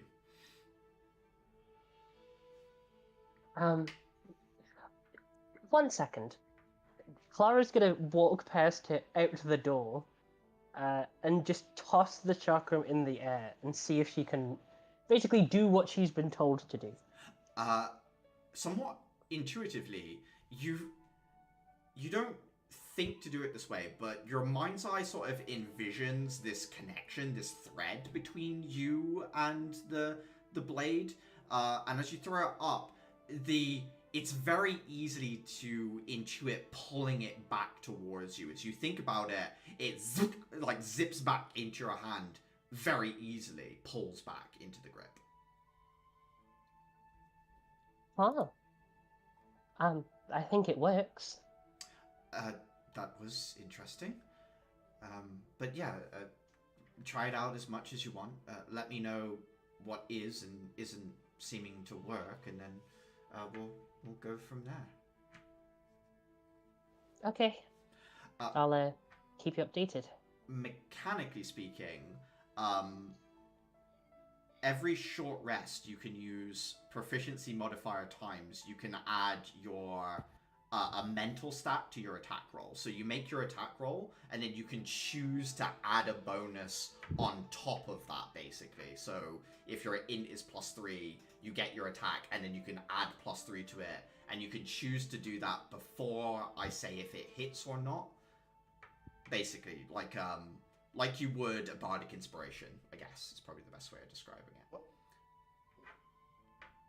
1 second. Cool. So just so I understand this as well. So after she rolls, but Yes. before you determine it hits. Yes, correct. Like you would bardic inspiration, I'm pretty sure. Yeah. You can modify sniper shots with that. Yes, you can. That's dangerous. That was my point, because my Really? dexterity is okay, but it's not great, and it's probably not going to get much better. So this is the tester version. Obviously, as you get used to it, you can start making changes to it. But for now, that's how it works. Nice. That's really good, because you can just always fire sniper as long as you have this as potential backup. Mm-hmm. Just always. It go for makes this like the volatility of me not having like a great to hit modifier a little bit less bare. And right And now, you can just always play risky with it. Yeah. right now, you can recall it to your hand so long as there's a clear and obvious path that you can take. Like if you can envision it coming to you. But if it's in like 3 rooms away, it gets much more difficult to call it to you, basically. But eventually, Clara, you might be able to call your weapon to you from however distant it might be. The codex doesn't really discriminate in terms of distance. Just thinking of that That'd thing be from the really King funny, just to be like on the other side of town and be like, now we wait. I'm just picturing Thor from Yeah. the movies, just standing there with his hand out, just. Hopefully not coming through the shortest path straight through the academy walls, killing like 8 people on the way. It's when it arrives covered in blood, you're like, ah. Can I just double check? Is that proficiency times per long Sure. rest or short rest? Per short rest, so per day. Oh, so value. 2 a day at the moment, yeah. Nice. Kind of like the Battle Master die, but you get the flat bonus instead of a die. Yeah.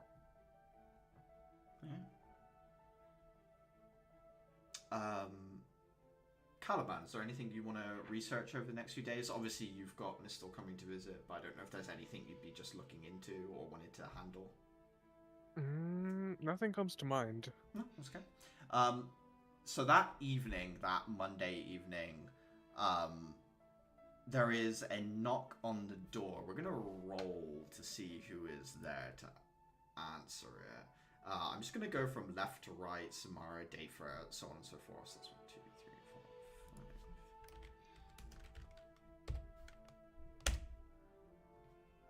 5. Adhira. There is a knock on the dormitory door that Monday evening.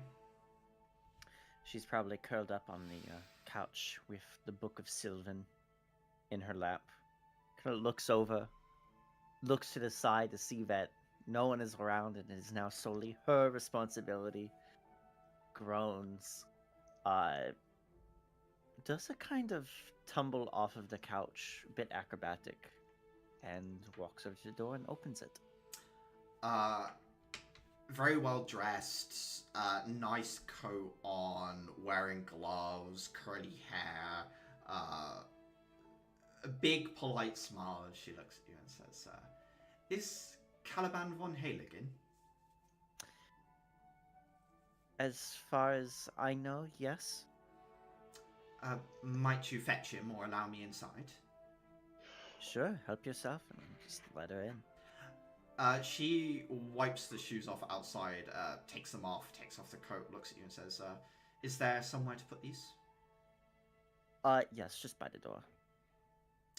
She hangs it up and sets her shoes to one side, looks around the space, and says, I'm to understand your room was destroyed, is that correct?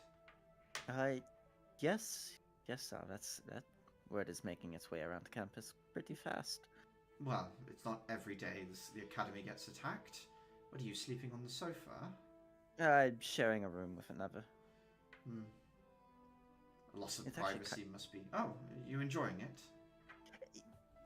I didn't get many sleepovers when I was a young girl, so, making up for lost time. I don't suppose I've ever really had a sleepover.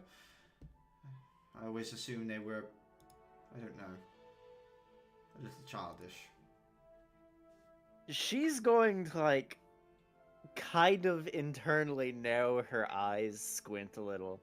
What's the read that I get on this woman? Give me an insight check. Just, yeah. You can smell the money. Yeah.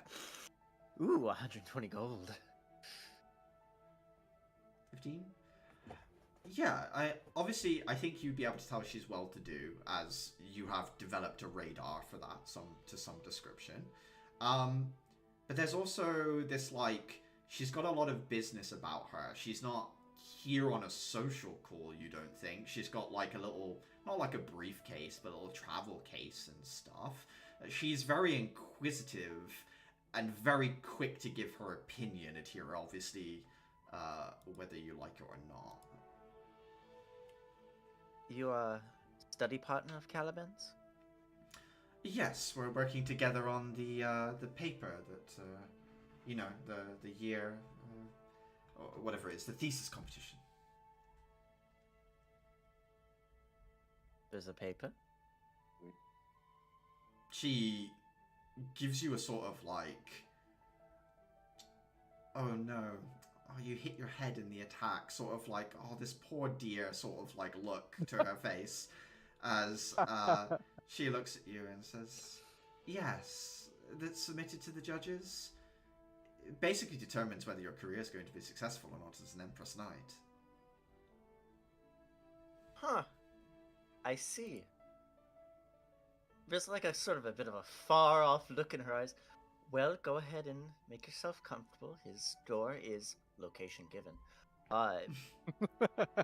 First one on the right. Oh my god, not location given. Well, I haven't looked at the map in a long time, but here obviously gives the actual direction. Go make yourself comfortable. What was your name, by the way? I don't think you mentioned it. Oh, Mistel. And if I'm to make myself comfortable, perhaps a cup of tea? Right.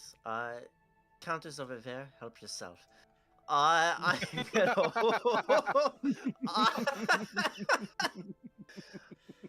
going to walk past and knock on Clara's door. I shall open it. I Do you hate where have a this is minute? going. Do you have a minute? For you, always. What do you need? Oh, I can let myself in, close it behind. Did you know that we were supposed to do a paper to be submitted to some judges? What, like now? Sometime soonish. Okay, no. Second question. How do you know this and I don't? Some noble lady, looks like a little sheep, came by. Apparently she's been working on it with Caliban. Looks like a little... Does she have very tight ringlet curls? And Oh a my god, horrible yes. attitude? Yes, she thinks I'm the help. Oh, she thinks everyone's the help. Don't take it personally. If you want to get Caliban, alternatively you can leave me 5 minutes and I'll throw her out by those curls. I'm going to say hi to Mistel Draken. Ooh, I'm gonna watch from afar. I'm going to walk into the to the main room. Has She's- Mistel decided that she can do something for herself yet, She's- or is she still waiting? In the kitchen right now, she's got like the ingredients for tea. She's like turned a kettle on basically. She's looks at a jar and then looks over at you, Clara, and says, "Ah, Clara, is it you that labelled everything in the kitchen?"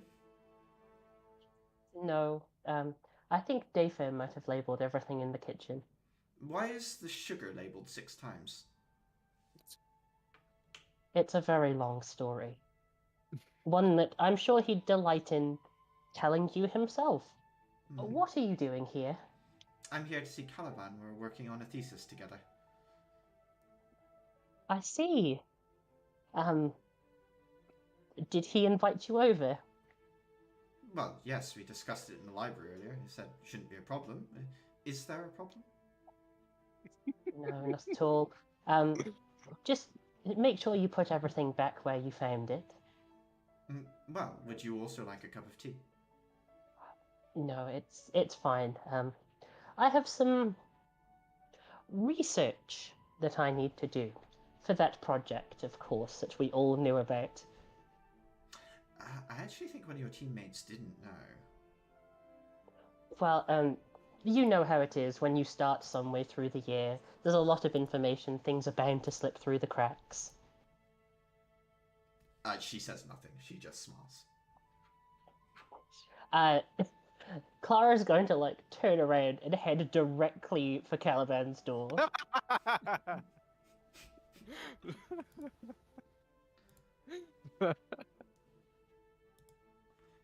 You hear a knock.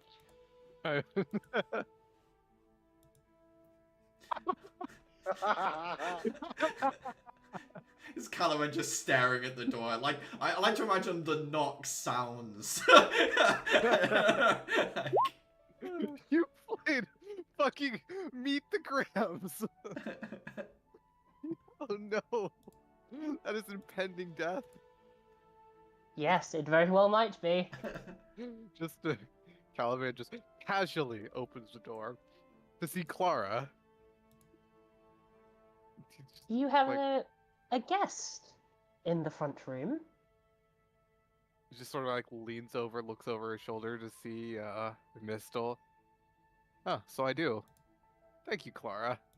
No, you're welcome. I was just wondering how you were getting on with that very important project that we should all be doing, that the rest of us totally know about. Oh, that. Yes, I was wondering if you were going to perhaps mention it, seeming that, you know, you have a partner already, and you have done some substantial work. I just wondered when you were going to think about telling your teammates is all. Never. It's what I figured. Well, I wish you the best of luck. I hope you two are insufferable together. Well, I was and just I figuring hope that, nothing like, comes of your paper. well, here's the thing. I help her. We could do our paper next year. Yeah, that's fine. Like, Except I like, can't think of anything why worse. why start? Like, why start in the middle of the year when we can get like, we can do it ahead of time. Next year. Yeah, you know, that's fine for the rest of us, except you'll submit one this year. Yeah. I was just starting to believe that maybe you had turned round a corner since you decided not to let all of us die in an imminent attack. But alas, it seems that I was wrong again. You thought I'd changed in 2 weeks? I don't know. I was kind of hoping, you know, just a little bit.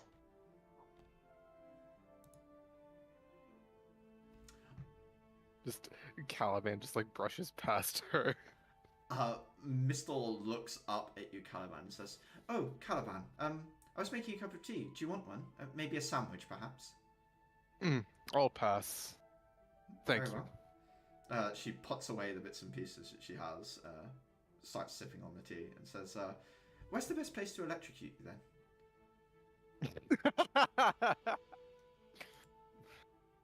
And Hira pokes her head around the hallway. Oh, I have to watch it. I have to see this. So he just like thinks about it for a second. Where would be the best place to electrocute someone? She's not asking on your body, by the way. Just a general location in which to perform the electrocution, not she's not like, do you want to touch your tongue to this battery? No, I mean like. Wait, are you talking about like part of the body or just No, like no, no. location No. on the school grounds? Location on the school grounds, either in the dormitory. I was thinking like location on the school grounds initially. Like, Okay. where do you find like? I guess maybe. I would say the workshop because that's like probably has the most amount of safety regulations. I would think. Okay. There's a workshop here. Let's use that. All right. She leads you into the space. She opens up like a little travel bag. There's a cut in half ambaric shard with like diode rods put up through it, and then a plate on the bottom, and then wires attached to both sides where you can see that it would form a complete circuit. And then she also has a what appears to be a crystal that she's borrowed from the workshop itself. She takes out like a beautiful pad notebook, a quill pen for like perfect calligraphy. You can see her writing is all very detailed, joined up, beautiful flowing letters.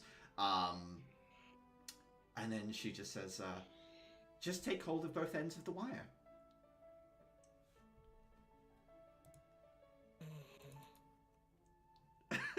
God damn it, Caliban.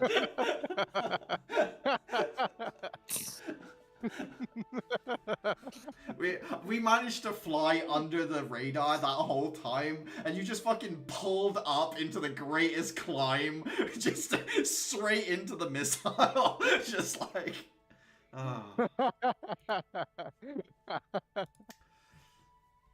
give me a Constitution saving throw, I guess. Okay. 19. Is anyone trying to spy on this, I suppose? I don't even know what happens, so I can't. I'm not even aware this fight's going on. I'm absolutely spying on Caliban getting shot.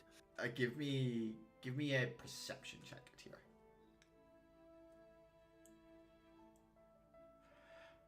You know when someone rubs a balloon on their head and they hold it near them and the hair magnetizes to the balloon? Oh god. Yeah. Caliban's perfect hair begins to rise in equal distance spacing as he turns into a pure silver flowing in the breeze that doesn't exist, this electric current making his hair wave, almost looking like a Christmas tree of perfection as silver strands head out in different directions. Lightning sparks from the ends of each of the hairs. As, yeah, he just expands outwards as his hair equally distributes upwards. We're given like scroll-esque, little phone things, yeah? Mm-hmm.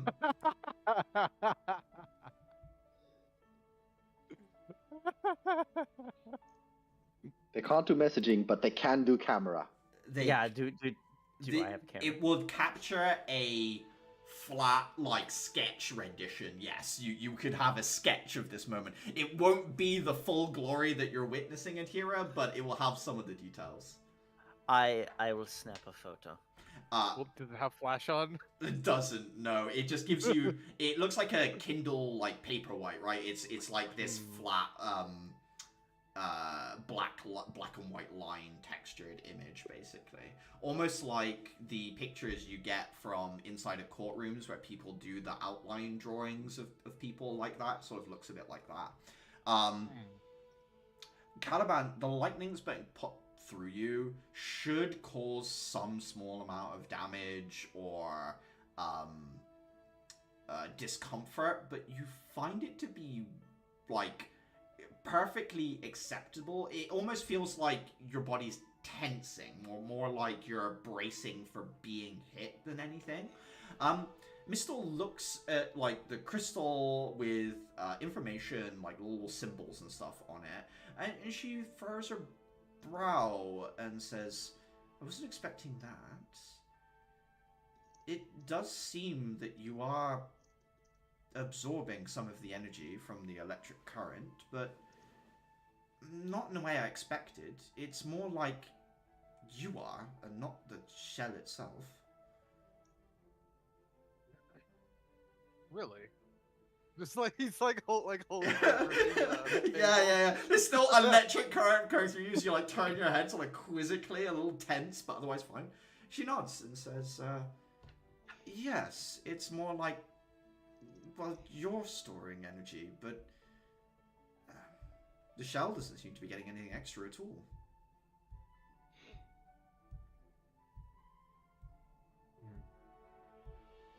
So I'm storing energy, and the shell is just would have to take from that. Well, I don't know. The shell doesn't seem to be reading any differently whatsoever. You're still... Well, you're still at the same amount as before, but yeah, it's going somewhere, and I can only imagine that's you.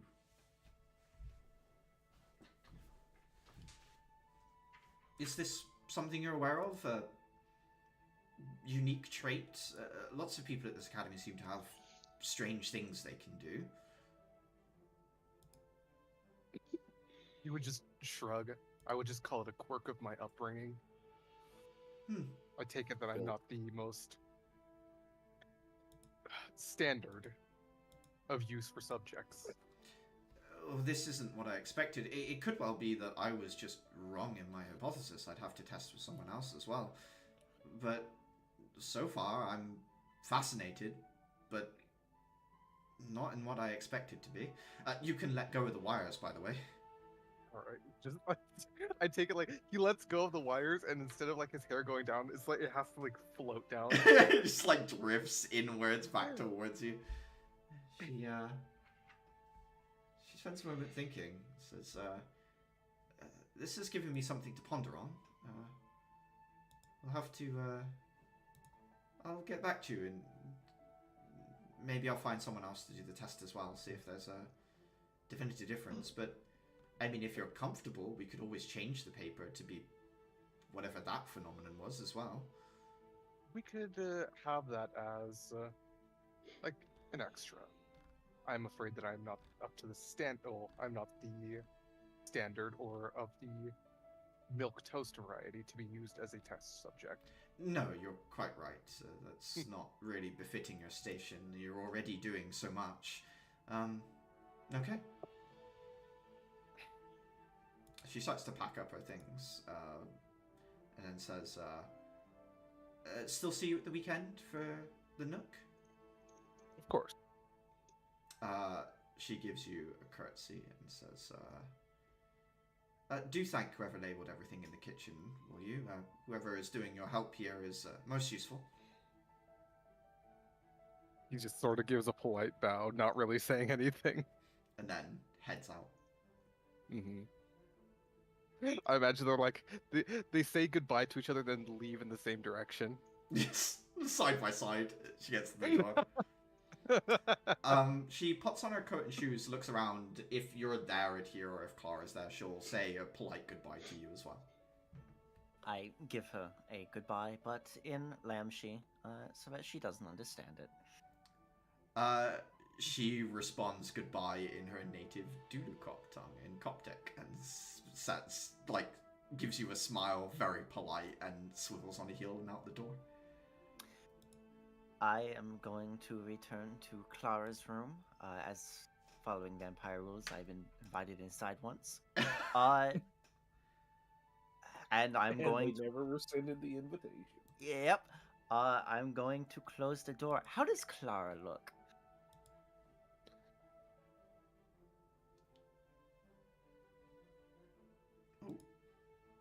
Clara? Muted Clara? Oh Or... god, she's died. Clara's just seized up in the room. Hello? She had an aneurysm. Hi. Hey, we can Hi. hear Oh, we're back. Okay, cool. you. She looks angry, to put it mildly. I'm going to make a guess that you and that girl do not get along very well. Your instincts, as always, are perfect. Oh, thank you. This does really suck, though. I was not expecting to have to do research on anything. I've never done research on anything. Well, on the plus side, it seems like it doesn't matter. Axel never told us about it, so I guess it's not mandatory. Oh, well. That's a bit of a relief, but she did say that judges look at it. It decides our careers. No offense, but I don't think we're in the judge's best books anyway, just by virtue of being here.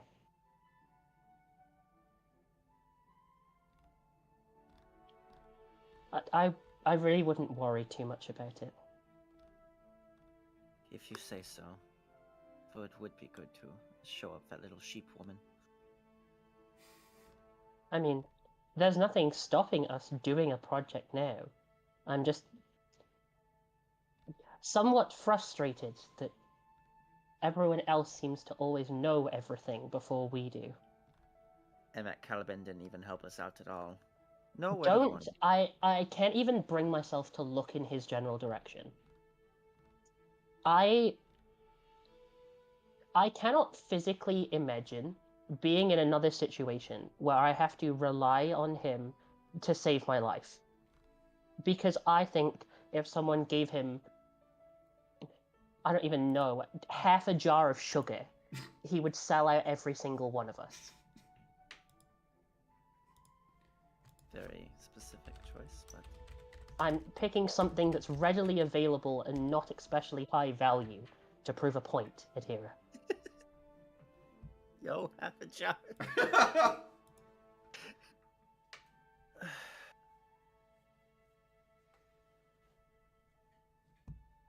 Yeah, I feel that way too.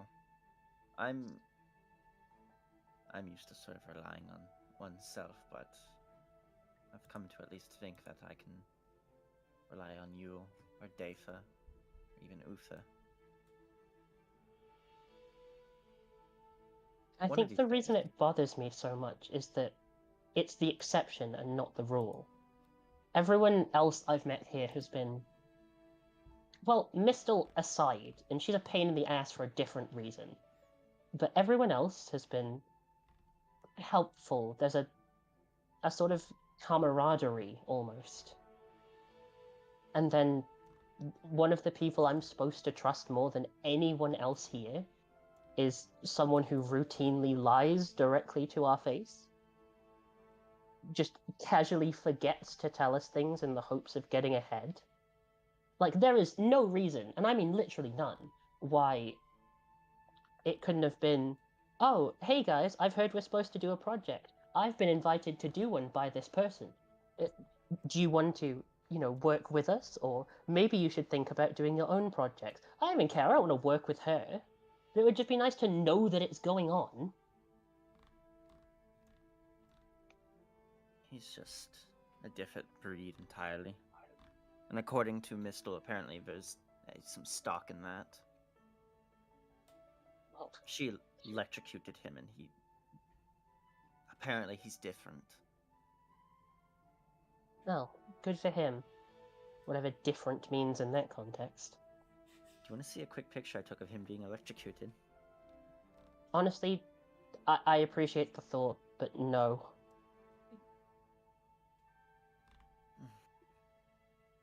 Just scream into the void for a little. I'm sure you'll feel better. Oh, I don't do screaming into the void. If anything, I'm gonna go out and find something to research. The sweetest revenge is one best served cold. Do you So- want to walk to the library together. If you have a reason to go, you don't have to come with me. There's something I have been wanting to look into, and maybe if I feel it, I could try writing on it. Then sure. Okay. The two of you head off to the library together. I'm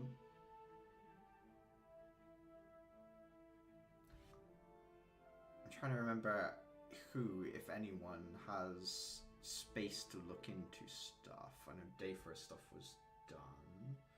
I mean, I guess the question would be, is that something that you guys would do now over? Because I think this happened Monday evening, so you would have 2 days to spend some time in the library. I don't know whether you want to make that as specific or generic as you like, but you certainly Yeah, can. that does give me something to do with my days. Yeah, cool. And you guys are just sort of doing general research into stuff you might find interesting, or is there something specific in your head that you're like, I Go think on. Adhira is going to answer a call that has been put into her brain several times, not always by her choice. She's going to look through the scarce amount of books on necromancy. Okay, looking through books on necromancy. And is this just Bo- a general look into the topic, or is there something in your head you're like, actually, I'd like to delve into that? It's a very general look into it. I don't think, unlike her more scholarly classmates, I don't think she's ever done a lick of research. So I think for her, starting out, it's just finding the most interesting looking book on the topic, and then just reading it. And I think it slowly turns into fun rather than, oh, I should remember this, oh, I should remember that. Hira, when you check out a book or have tried to access a book of necromancy, you must write your name down on a list of names. Are you comfortable putting your name down on this list? Oh my god. Is it because it's necromancy or because it's just a book? It is because it's necromancy, yeah. Yes. Okay. You are on a I'm- watch list now. I'm Oh, look, going the to other read- person on a watch list is chiming in. Yeah. I have no idea what you're talking about. You should put your Quiet. name down for the poisons, Uther. I'm a good kid. I've done nothing wrong. Now, DM, Mhm. this list, does it have other names on it? Names that I could find and recognize? There are other names on the list, but as you, Atira, and your sneaky little brain try to absorb these names, you notice that there is some sort of enchantment or otherwise on this paper that makes them blurred out or otherwise impossible to remember. They Oh. don't want the prospective necromancers to form a club. I'm going to come back in 2 levels when I have the eyes of my spirit. I'm going to try that again. That might work. Your name down. Reading through the book. Give me an investigation check with advantage. Whee!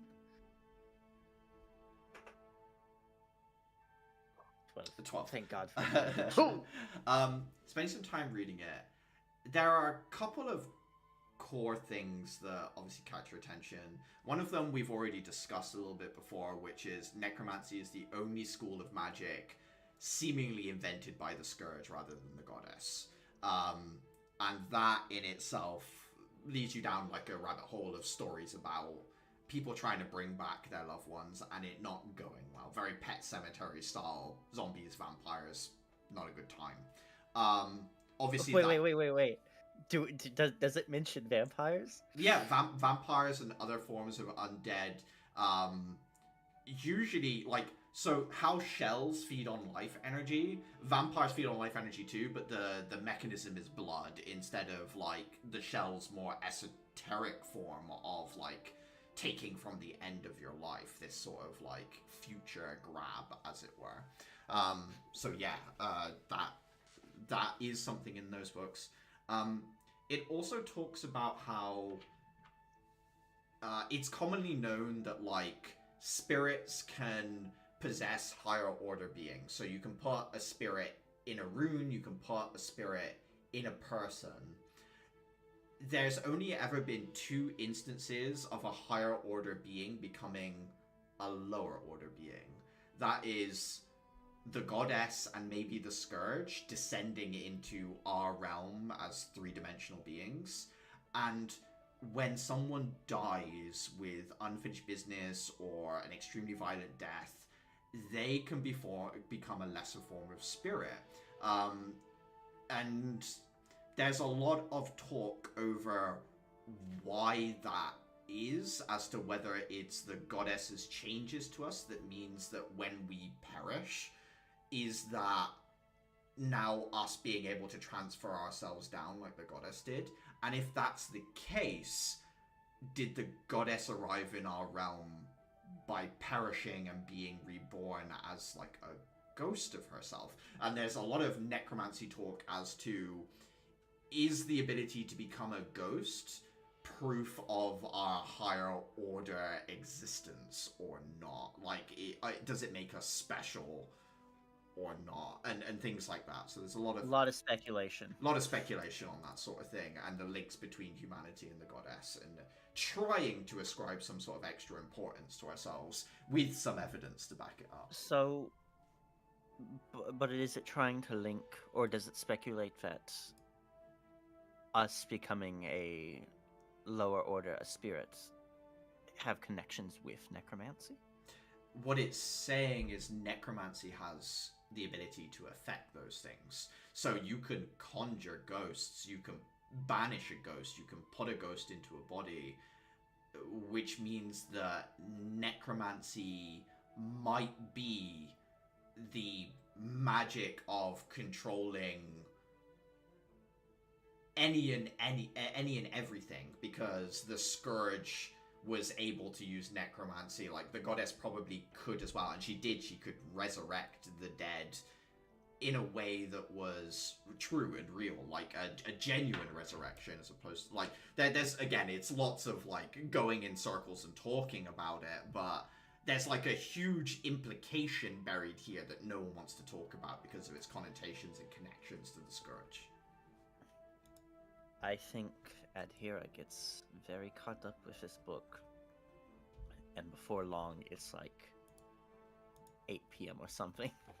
As you near the end of your readings, you come to a chapter on a project that was proposed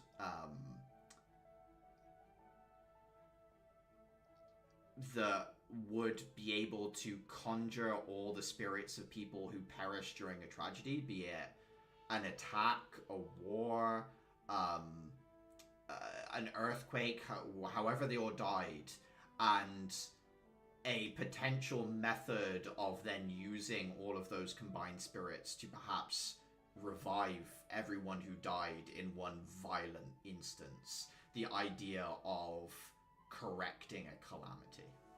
And there's a series of chapters in here on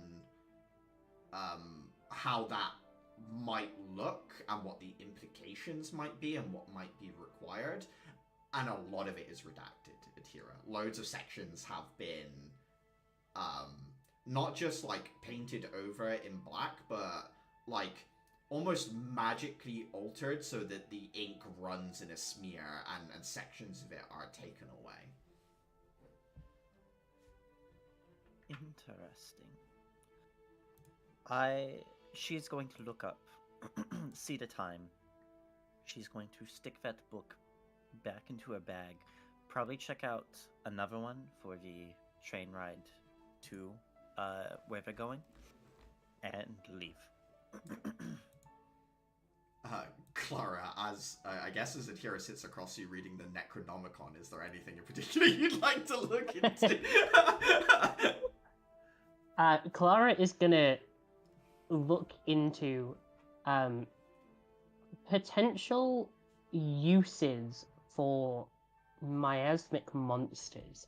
Like, she wonders if anyone has been able to, like, I suppose tame one is the best I can phrase it as. Yeah, give me an investigation check with advantage. Investigation. 5. You find a lot of stuff on shells, because that's obviously the most potent and obvious use for miasmic monsters that people have come up with. Interestingly enough, as you're looking through like an index of mentions of like phrases that you're looking for, you find a set of newspapers. One of these newspapers talks about a group that is establishing themselves outside of the borders of Empress, made up of some of the brightest minds of Empress City, and their ideas were all rejected, called the Shell Investigation Network. And they do talk about capturing miasmic monsters and attempting to domesticate or otherwise utilize them in some way. So you do find out that there is this organization that was looking into it, and this is from like a few years ago. Is there any information on what happened to them? They were outcast by the Council of Judges for essentially going ahead with a series of projects that they said no to. And those were to do with attempting to alter miasmic monsters by putting spirits in them and being like, maybe we can change one of these miasmic monsters to be less violent if we put a peaceful spirit in one, and things like that, trying to give a miasmic monster a more balanced... That sounds like a horrible idea. Which actually. is sort of like how it got banned, but at the same time, they were, obviously they were trying to make it so that a dialogue could be opened up with the miasmic monsters. The main thing that they wanted to do was get the ability to talk and be rational and have a conversation with it. That was what they were attempting to do with their experiments, but it was forbidden, and they went ahead with it anyway by stealing and otherwise looting various resources. I see. I think Clara is going to commit that to memory. I think that's the sort of area in which she probably is going to try and make her personal project. Yeah. So I think she's gonna not take some of it, but like commit that to memory A for bit of later. inspiration, yeah. Yeah, I think she would need to find such a monster first. Yeah, a good start for sure. Alright. Thursday rolls around pretty quickly as you guys spend your Monday to Wednesday looking into various bits and pieces, studying different runes, looking into these theses that you have available to you. Come Thursday, it is the time for your clubs. Axel is there in the morning for you the next day, like on Thursday morning, waiting for you guys as you wake up on what is ostensibly a free day where you get to do what you want hobby-wise, but he's just kind of sat in the lobby area of your dormitories for whoever wakes up first. I'd be waking up, making essentially breakfast for the group in general, I believe. As a side note, I believe we had multiple days passed. I believe everyone in the group now has had an opportunity to have my +2 temp HP breakfast. Okay, so everyone has At one +2 point or temp another. HP from various Dayfer snacks throughout the day. Axel looks over at you, Dayfer, as you're up in the morning, stands up and says, combat practice tomorrow is kind of cancelled. Sky says she saw enough of you guys fighting Sunday, but she'd like to meet up with you all anyway. She wants to take us to dinner someplace. She said it was a surprise. And dinner, you actually mean dinner and not, hey, let's go out investigating again. And Rudolph will maybe be there with his face caved in or something. I assure you that if he is there, his face will be immediately caved in, but that will not be the plan. Not as in we don't plan for it and it's not likely, or we don't intend for it but it is likely. Neither. She just wants to take us for a meal. That's all it is. She says she has some sort of announcement to tell you, and that she wants to get to know the rest of you better. Tell me, and she wants to get to know the rest of you better. Jesus, I'm tripping over my words today. Okay. You have to excuse my somewhat suspicion. The first time you took us out, it ended up in a city investigation and a raid on the school. Hey, I was upfront about that dinner being awkward. I did tell you beforehand.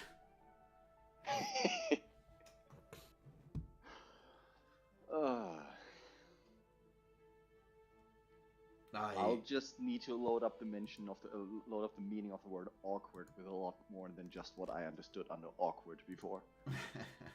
Well, you're not from the city, so I understand. These things will take adjusting.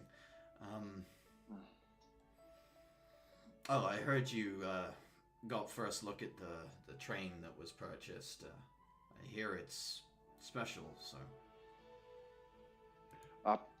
Pretty much. Think of the engine as a living being that can argue back with you to you, because it can. Interesting concept. He just shrugs at you and says, "I'm glad you find it interesting. I hope it gives you something else to focus on over these next few days." I mean, I have enough of those. You know what? Since you're already here, I think I made a little bit too much. I just hand him like one of the sandwiches, which I likely prepared for the group. No, it's okay. I already had an apple this morning. How burly does this guy look?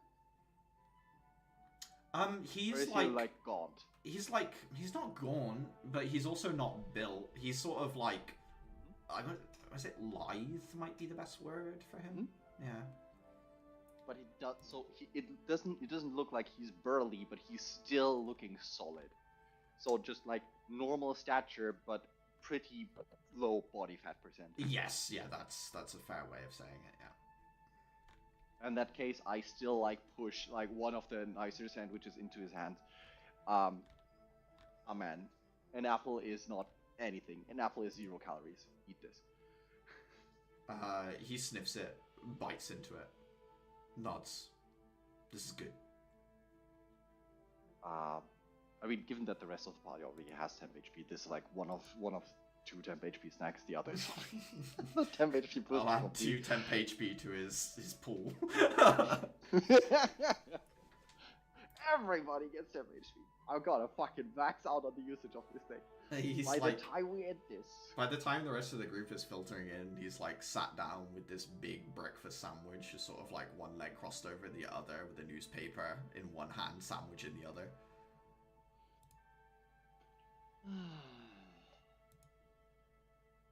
Okay, so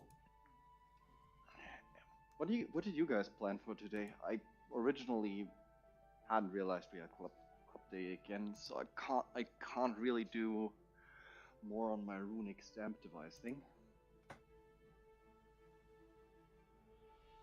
But cooking will get my mind off things, I guess. Can be helpful. Going to be helping the gardening club set up the new greenhouse. Oh. Do you plan on pulling up there, like spices or something? Perhaps, but I want to plant an apple tree.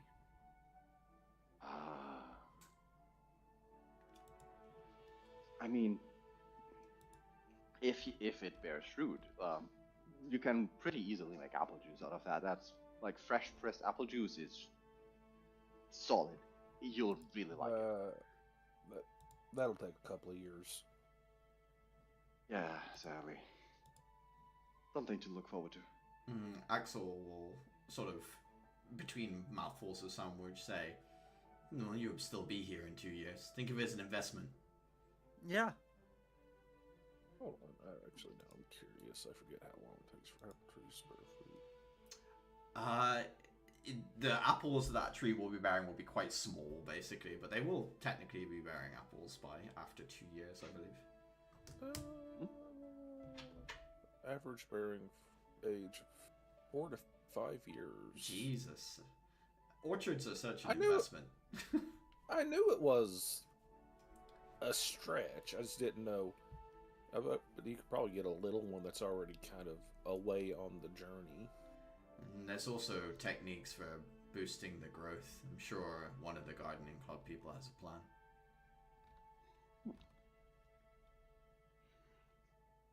Yeah, we could look into this. Yeah. No, I gave a message today for it, but since the sandwich has kept me here, I may as well tell you myself. No combat practice tomorrow, but we're still heading out with Sky. She's taking us into the city just for a day out and a meal. She's got some announcement she wants to tell me, and she wants to get to know the rest of you better as well. Does it seem like a good announcement or a bad? She's kind of hard to read. Concealed or open carry? You can take your weapon if you want, but shouldn't be needed. Sam, how good a judge of character is Axel by my vibes? Is this like he can't read people for shit, so he just talks like excuses himself as, well, she's difficult to read, but in general. You did watch her fight like an eldritch abomination and then what seems to be someone she's very close to and not really break expression, so you get the feeling she's pretty even-tempered all the time. Okay. Okay. Whether Axel's good at reading people or not, you know for a fact that she barely reacted to the situations, yeah. Okay. I still need to come up with like a weekend menu, but I think I might just see what is left over from what I make today. I understand you're making that trip every week. To the church, I mean. I try to make the situation more bearable. The more resources they have, the easier a time the small ones in the community have at making something out of themselves. She mentioned that they were starting to get excited for the weekends, knowing that you would deliver something delicious, so it's good. Can't say delicious, but at least it's something. Probably underestimating yourself there, Dave. The sandwich is pretty good. I don't usually have much of an appetite, but something about this one.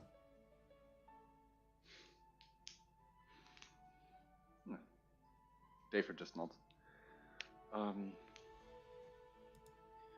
Yeah. Uther, Clara, Caliban, did you guys plan anything today? I have some research to do. It's club day, so I'm going to be getting the shit beat out of me. Research. Club day, so I'll do the shit beating.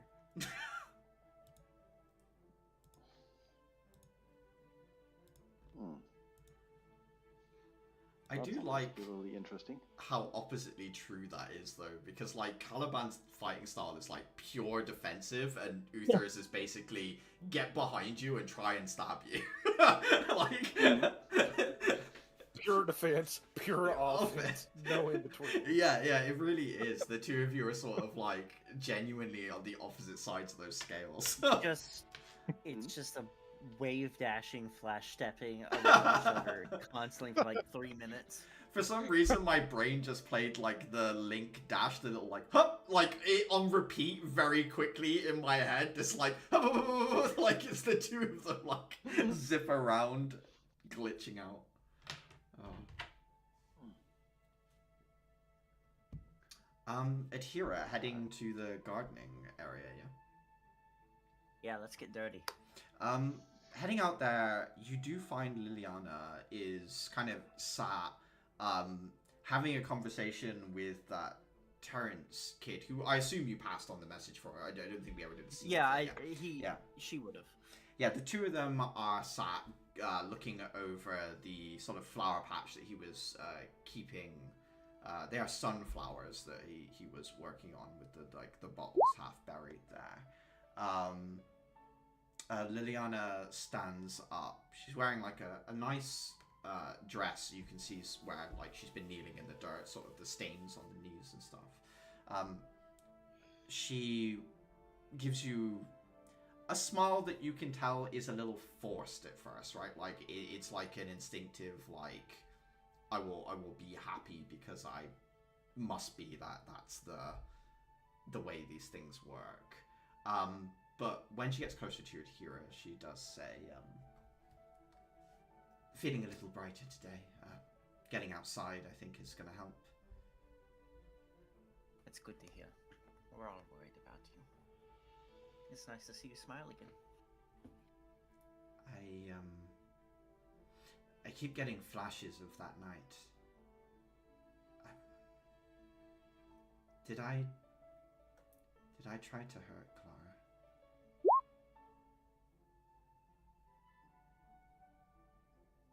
Your body did.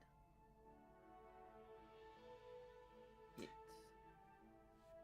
cast magic on its own.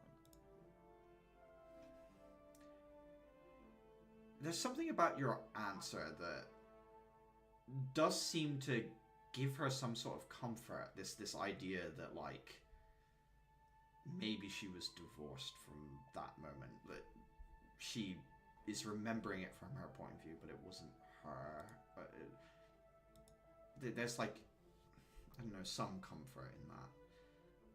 But there's also that spark of fear that like I'm not in control of myself and I'm dangerous. You see that play across her mind very quickly.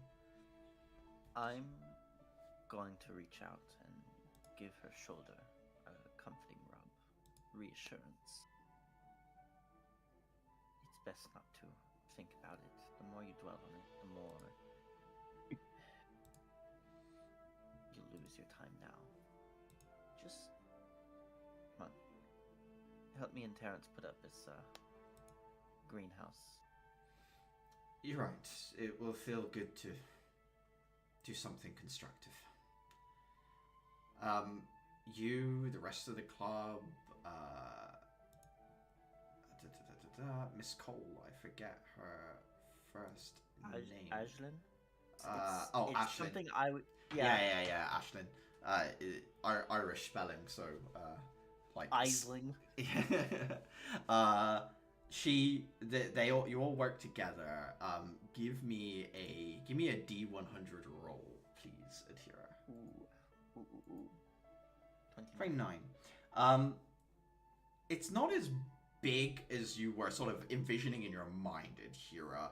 It's sizable. It's gonna fit quite a bit of stuff in it, but getting like anything pretty substantial in size in there is going to be difficult. And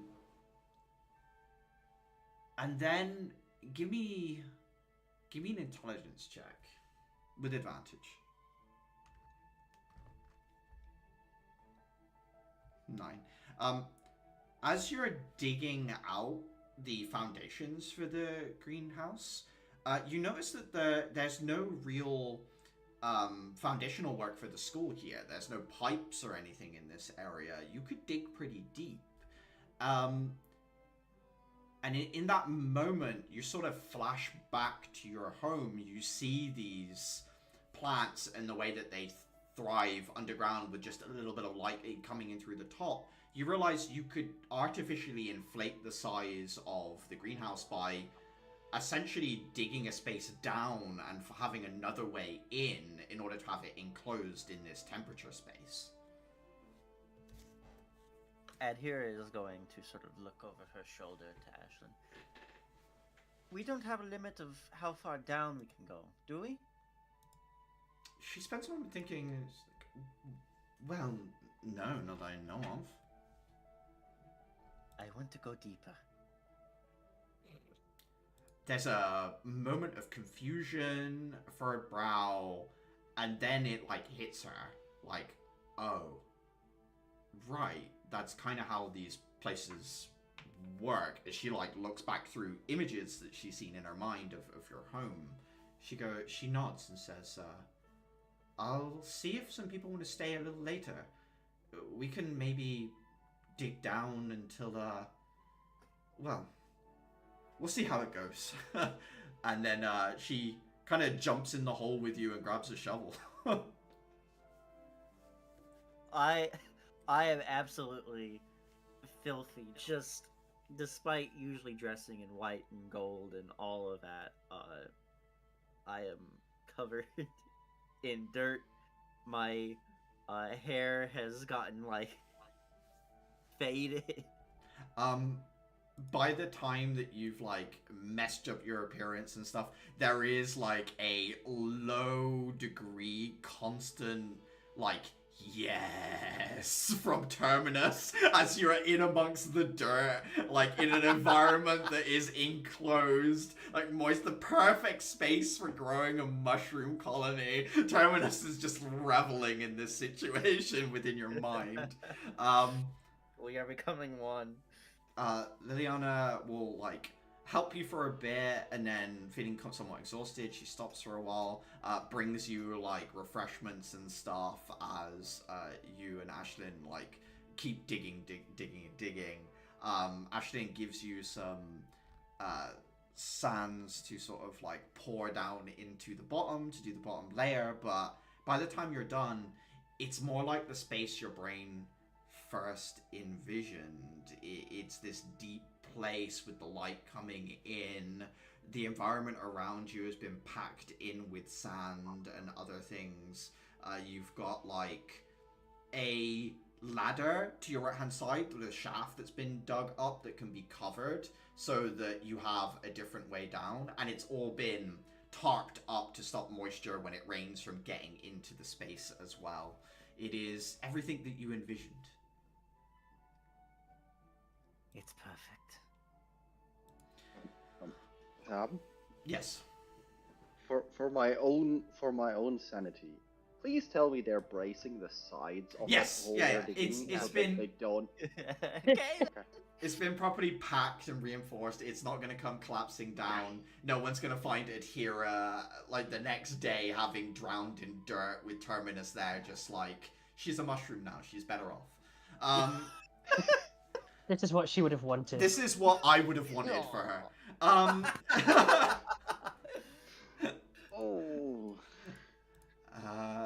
Yeah, it is a space where you can grow whatever it is you want.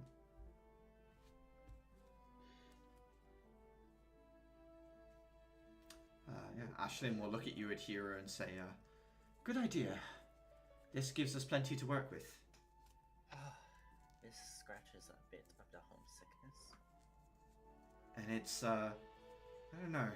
Combat training's one thing, but there's something about the honest simplicity of just digging a hole until your arms hurt that it does take your mind off of stuff. And when it's something you want, it makes it so much better. You don't feel like you're having to slave away to a goal of someone else. Yes, kind of like cooking. You get to cook and then eat it afterwards, although I don't advise you eat the dirt here. No. We can hang things from the metal structure above as well. We could get something really quite pretty going on. I'm going to the, snaps her fingers. What's the name of the cave? Oh, for your end of month trip. Mm-hmm. Gold Bell. We're going to the Goldbell Caves. If you know anything there that I could possibly grab. I don't think they'll let you take explosive mushrooms for the for the greenhouse, unfortunately. But I don't know. Maybe you'll find something. I'd be more interested to see what you bring back than giving you a to-do list, as it were. All the explosive mushrooms would be nice. It would be unique. Bit of a structural hazard, but... And if it doesn't fit in the greenhouse there, we do have covered planters for mushrooms and things like that as well. Good. Oh. Alright, let's get out of this hole. I do need a shower. After you. Right, I think that's her. Caliban and Uther, you're heading to Spa today? Yes. Are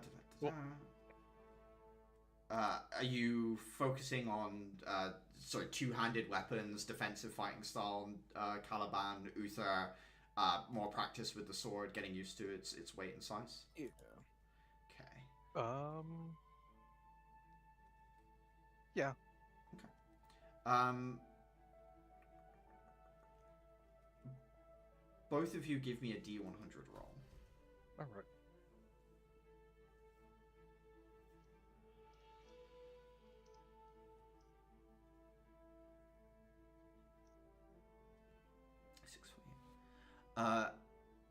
Caliban, having practiced parrying and defending against an attacker the third year you were practicing against, you can feel the improvement already. For specifically your parry feature, you get a die upgrade to the next level up. So I think it's a D8 right now, but your parry feature will be a D10. Uther, you've learned to draw and swing your weapon quicker and more consistently to the point that it sometimes catches people off guard. The first attack you make each combat is always at advantage.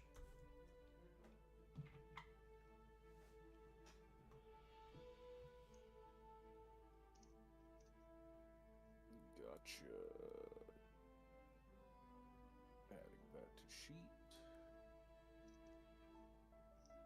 But otherwise, your training goes as you would expect. Anyone else got something they want to do on their club day?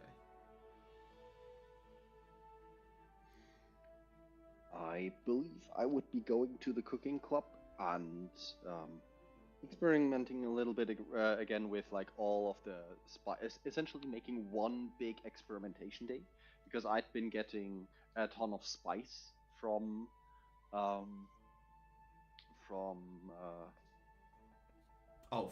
Delphin. Call it from Delphin, yes. Mm-hmm. Delphin and Dylan is not the easiest names Delphin, to get, Dylan, separated in my mind. Dafer. Delphin did not. Sun Wukong. Dylan is I have no association yet. Dylan is the guy with the man bun. That's how I always remember him. That's the. Okay. Oh, I'm in my mind. He is now. Oh God, Haikyuu, the Spiker, Azu something, the Ace. Sorry, it doesn't mean anything to me, but yeah, give me a D100 roll for experimenting with these new spices. Okay. I would, as part of that, also be preparing some bread for usage for dumplings later, Semmelknödel. Very cool.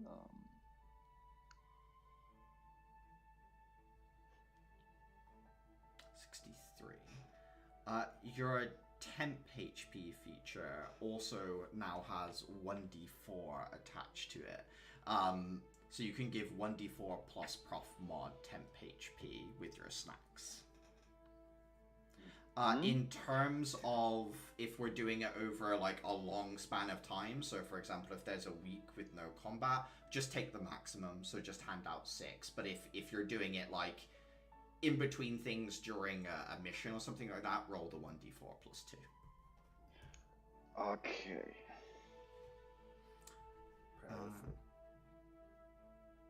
Clara, what were you up to? Were you researching, or were you going to the chess club today? I actually think I'm going to go to the art club instead. Ah, okay. Heading into the art club, there are a few people in there. Obviously, Seth is there right now, working on a different piece this time. This one seems to be the dormitory interior, just like the space that you guys live in. With his eyes closed, he's sort of trying to recreate it from memory. You recognize some of the things, like certain newspapers that have been out on the side for a really long time. He's added that detail in, and other bits and pieces as well. And Clara's going to come up behind him.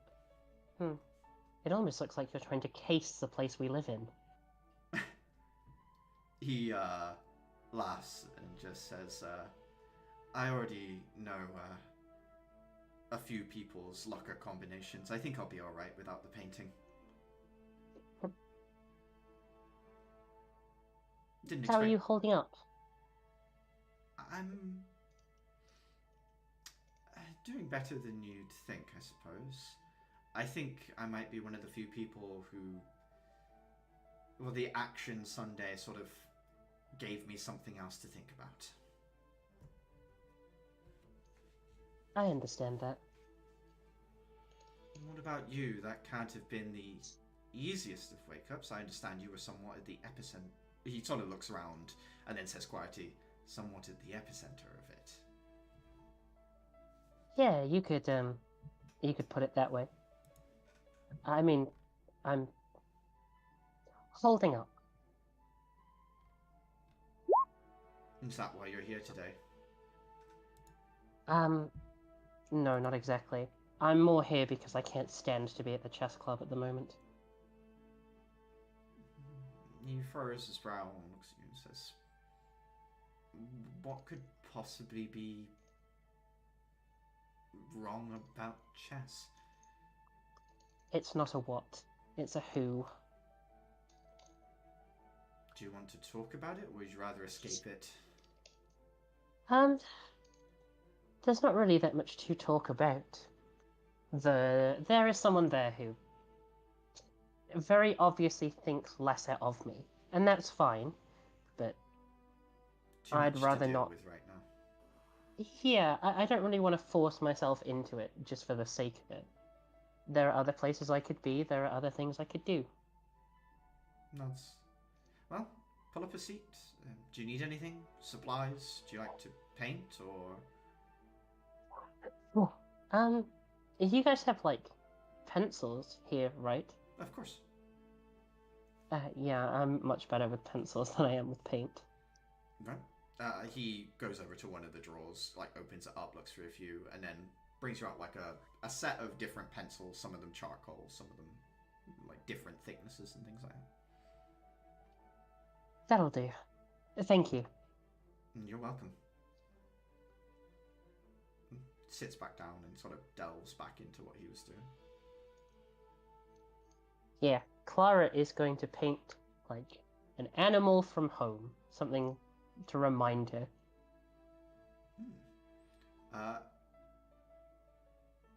Roll me a D100. Not draw me. Literally, send me an image. Draw it right now. Draw me a D100. Draw me a D100. With shading. Do you have 33. Do you have any idea what animal it would be in particular? Like, is it the moose goose, or is it something else? It's definitely not the moose goose. Let's see what creatures I put in there. Oh, let's paint like... so there's... I'll steal the image just so people don't have to go and look it up. Mm-hmm. But like, there's one I put in called the Araf. It looks like this. Oh, the like fairy dragon type creature. Yeah, the fairy dragon. They're so dumb. I love them. It's the tongue that What do really you call sells it. It's so... They're called the Araf. This is a real life joke, by the way. Because when you go to Wales, it's the word that means like slow. So they paint it on all the roads because all the signs are bilingual. But when people go, they have no idea like what it is. So everyone always asks like, "Oh, what is this thing?" and I used to deliberately annoy all of my English friends by telling them it was an animal that could like come out of the hedges, and you had to be careful, otherwise it would ruin your car. So You invented fey deer. to extend this, I once went on a road trip to Wales to have like a LAN party with my friends, and we were in a car, and there was like a corner that was over a hill, and this word was painted on the road, Araf, and we couldn't see any other signs. We were all sat in the car saying like, what do you think it means? Like, do you think it's like a stop sign, like a give way thing? Because we're on a single, like, there's 2 lanes, there's left and right, like there's no corners or anything.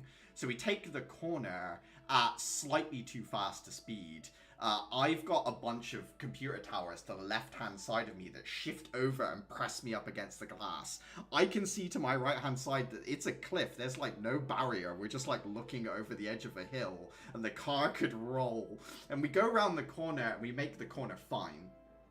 But they're still talking about what it means, and I'm just like, it either means warning cliff or slow, because they didn't see it whatsoever, and I was just looking at like our possible death, like us rolling, and they're like, what makes you so sure? And it's like, oh, I'm pretty sure.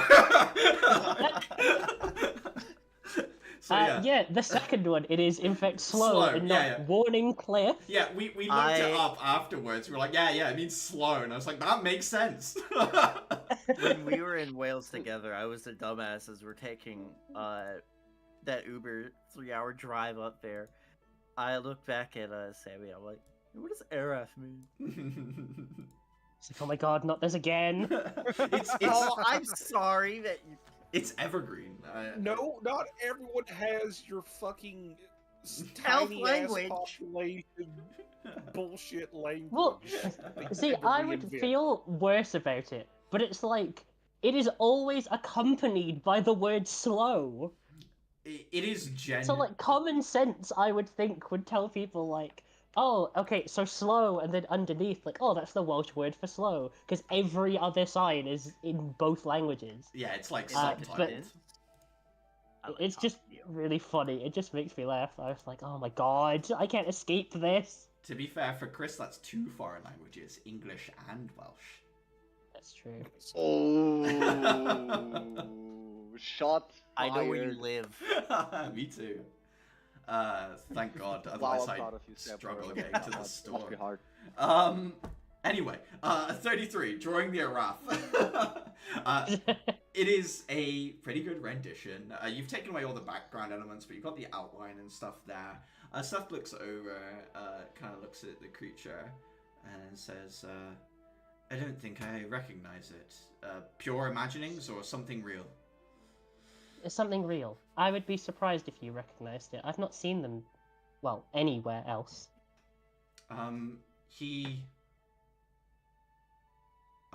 raises his hand up, and you watch his hand turn into particle, and almost imitating the outline you've drawn, creates like a 3D representation of it, and then like starts to mimic how it might move and stuff as his like hand from the wrist down just disappears and becomes a clouded image of what an Araf might move like. It's slightly wrong. It's moving, like the wings are way too quick. It's not Araf at all. But he's like trying to understand the way it moves, you notice. Sort of. Think like slower, like really slow. It's a heavy body. The wings are there to help it hover. They don't really help it fly. Oh, like a bee. Yeah, kind of. And he like slows the movement down as it more waves. It gets more like it. That's better. I miss these things from back home. I wanted to bring one with me, but I was told I wasn't allowed to. Dangerous? They don't look dangerous. No, I think it was more of a... If I brought it without asking people, then that's kind of unfair. It's a shame. The dormitory could use with, I don't know, a pet or something. I wondered about getting just a simple cat, but... Hey, I'm just saying, if that's what people think, it wouldn't be too hard to acquire one. Oh. Well, I'll talk to the others in my year if you talk to the rest in yours. If we can get some sort of consensus between us, I'm sure we can get Axel or one of the other instructors to approve it. It would just be nice, to have some reminder. It's it's tough sometimes being away, especially when things don't go wrong. All I want to do is climb a tree and forget about every problem, but I can't do that here. No. No. But, you can always talk to one of us, I know. He nods.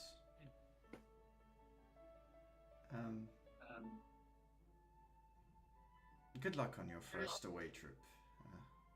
I'm sure you'll do great. I hope so.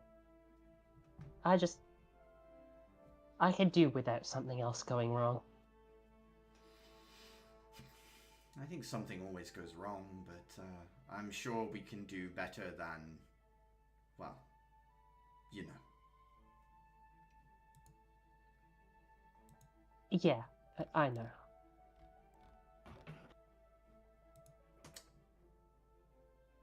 He looks at it and says, your picture, and says, do you want me to, I mean, I don't know if you want to keep working on it, or I can try and paint in the colors in some of my spare time. I mean, if you want to. I don't mind having it be a collaborative project.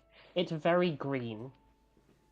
Well, I have plenty of paint, and mostly painting the dormitory because I've been told I need to branch out in what I'm doing, so maybe helping out with something collaborative would help inspire me. Yeah, true. Actually, I take that back. Imagine I didn't tell you they're very green. Paint it how you think it's gonna look. Okay, I can do that.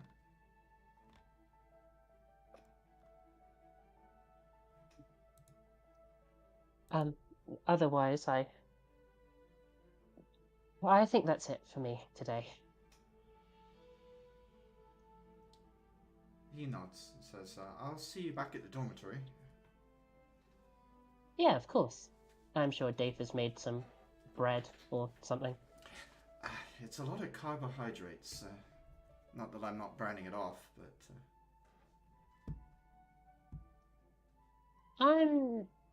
Yeah. Maybe we should talk to him about, I don't know, a vegetable. It needs an intervention for sure. It's Delphin's fault. He can be...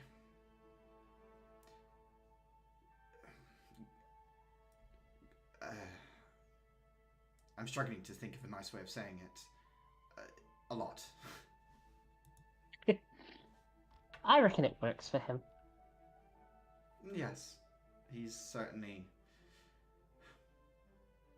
a lot. Yeah, I'll see you back there. Just nods.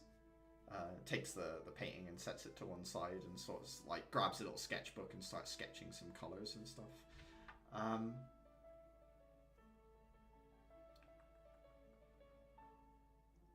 Everyone back at the dormitory. You've... Oh.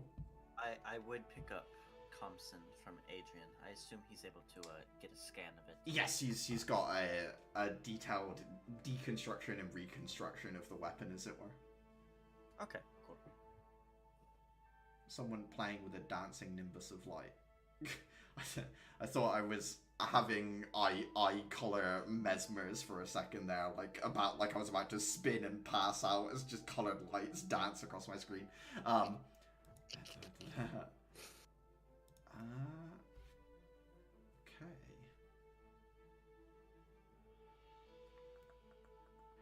Adhira, heading back to the dormitory that night, Terminus would quietly ask if you two can spend a moment alone and have a conversation this evening. Yeah, sure. Do you have a place in mind? He was about to say your room is fine, but then realized, Yeah, it doesn't exist anymore, does it? the spare room, perhaps? I can do that. You find yourself nestled away in there amongst boxes and other bits and pieces. For the first time ever, as you sit down from the lantern, there is a pulse and emanation and a small wisp of energy connects the lantern to an external avatar for Terminus. It looks a little bit like Frog from Chrono Trigger, but small. Like toy-sized Frog from Chrono Trigger is the best way I can describe it to you, with like yellow toad-like image with like blackened spots, eye, wearing an outfit that is finely appointed. Is that you? Is this what you look like? This is what I've chosen to look like, having spent some time with you. I thought this might most appeal to you, after your preference for the pink stuffed toy. It's adorable. Yes? Is it? Yes. Okay. Good. I thought that perhaps, should it need be, I should present myself to the others on our field trip away. Do you think the coat is too much? No, I think it fits you. It's very regal. Yes? What about the tail at the back? He turns around, he's got like, he's I wearing like haven't seen the tail. He's got like a long, what's the best way to describe it? Kind of like a, it's a cat's tail but with no fur. So it's like a green nubby tail thing that's sticking out the back of the coat. I think it's perfectly fine. It's least likely to scare them compared to the other forms I've seen you take. Well, that's more combat oriented. This is more social. Do all spirits? Can all spirits do this? Can that train do this? It depends on the circumstance. The object you possess gives me some degree of freedom in this regard. In a general sense, our spirits have no form whatsoever. Because you're just a living concept. You're just a living concept. It's just a lot of them, and you're very confused about them. I guess I could call it... Layered concept. Yeah, like an onion. Can I physically touch him? Like, I put a hand underneath and lift him up? You do so. You expect some sort of weight, but there really isn't one. Like, there's the feeling of what could be weight there, but it isn't like you're hefty or you're light. It's almost like just there. Like, there's a physical presence, but there's no weight to it. Like a ghost. Kind of more like a poltergeist, if I'm being super technical with you. Okay, okay, buddy. Whatever you say. Stands upon your hand, looking up at you, and says, "Since we'll be going to my area of expertise, that is to say, a cave full of mushrooms, I fully expect to be in an advisory role to everyone." Of course. Provided that, well, Caliban or Uther might clash with you, but I'm sure Clara and Dayfair will get along with you. Clara already does. Yes, she has proved to be quite the companion in my endeavors. I think she's like sort of listening along, but still just sort of enamored with what is essentially the adorable little toy in her hands. I think I can manipulate Caliban into appreciating my expertise simply by first asking Caliban what his opinion might be. I can reinforce it and then push it aside. Let's get his, approval. Let's not inflate his ego too much. No, we must continue to inflate it. We must know how large it can get. Pause. I think Clara will kill him I before long. think that might be our end goal. I mean, look at the number of students in our class. It's kind of uneven. I do think Clara will like you, Ben. Numbers are important, Atira. You'll understand it as you get older, but an even thing is a good thing. Does this have to do with balance? Sure.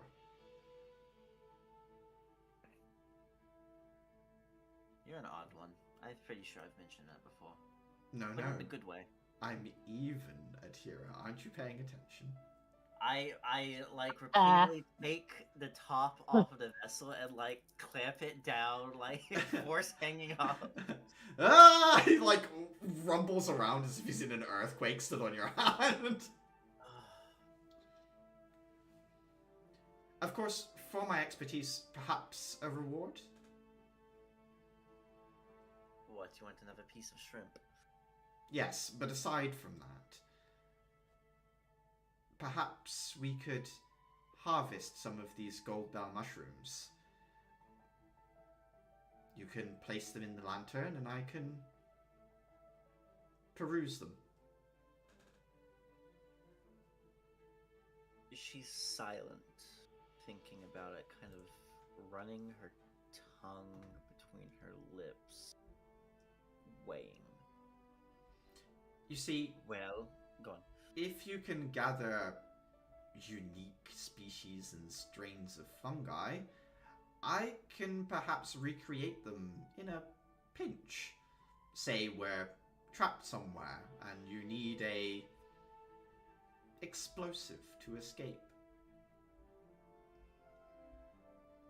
Well, the school said that I couldn't bring any back for the greenhouse, but this isn't the greenhouse. It So- wouldn't even really be on the same plane of existence. I don't think that counts. Exactly. I'm sure it'd be no problem at all. He puts out a tiny little froggy 3-fingered hand. I put out my pinky. He shakes your pinky. Deal. The contract is sealed. Disappears into vapor, back into lamp.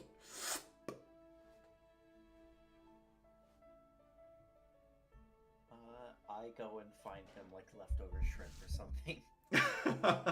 Instantly decays as you put it into it, as he consumes the shrimp's essence. Terrifying way to put it. The sea is truly a bounteous place. But not a place Out of of mushroom character. grow. Yeah, I'm wondering, could some sort of I think underwater it's fungus? too salty. I guess algae is the closest thing to an underwater fungus, as far as I can think to off the top of my head. I'm looking this up. Continue on. Well, I was about to say, is there anything else people want to do? Because I think it would be a good place to close here, and we can pick up from Friday and the meal, and then going forward from here next week. But Hey, Hinder. yeah, Uther. You know how we were talking about the funny expanding ceramic tile thing, right? Mm-hmm. Yeah. Does it have to be a tile? What do you mean?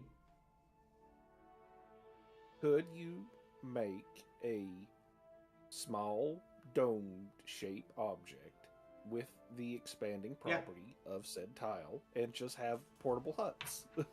Yeah, you could. I mean, you've obviously got the Taliesin Thread 10, but you could also then put the dome over the top, or use it in a pinch as cover, I suppose, or something like that. But yeah, you absolutely could. I was just curious if it was I mean, shape dependent or No. if it was just Technically, anything you wanted, right? You could make like a little figurine penguin and then expand it to the size of a polar bear and it be like a big ceramic hardened penguin. Like, you could if you wanted to. I don't know why, but you certainly can. Well, that. Oh no! Now I'm getting into. I'm sitting there wondering how the weight would change upon expansion. It would increase. The weight would get heavier. Just throw a tiny penguin at someone and kill them with it when it expands. Woe upon ye. Experiments for later. Experiments for later, then. Okay. Anyone for anything more? Just because I can. Mhm. I likely experimented some with saffron and like curry and stuff as part of my spice experiments, and I'd likely make some version of like very oddly mixed together chicken curry. Like it has curry in it, yes, but like as a spice blend, it would be a little bit out there, given that I wouldn't know the full blend of like what goes in a curry. It would be something that does fit together, but it's not typical for. It's a test, an experiment. Yeah. And as such, as part of that, like essentially a second snack divulsion, since I have like an hour again to prepare this. And I use this to make Uther less dead, as well as I'm not sure who's squishier, Clara or Adhira. We have the same amount of HP, I think. I think Adhira tends to be more in the mix. That's the one consideration I give. Since she's in that case, Adhira and Uther are the ones that primarily get the benefit of this oddly tasting curry. Okay. So that's 6 temp HP to both,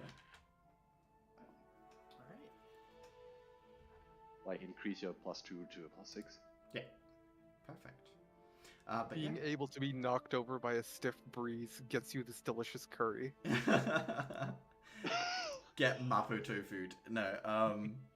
But yeah, He's just showing up trying to keep us alive. It's the Sinchi thing. I must feed the children. We'll close the session off there. We'll pick up next week. I don't know what at all people's availability will be in December, but we'll work out as we go along. Probably the end of December I won't be about. My dad's over from South Africa, so we're definitely going to meet up with him.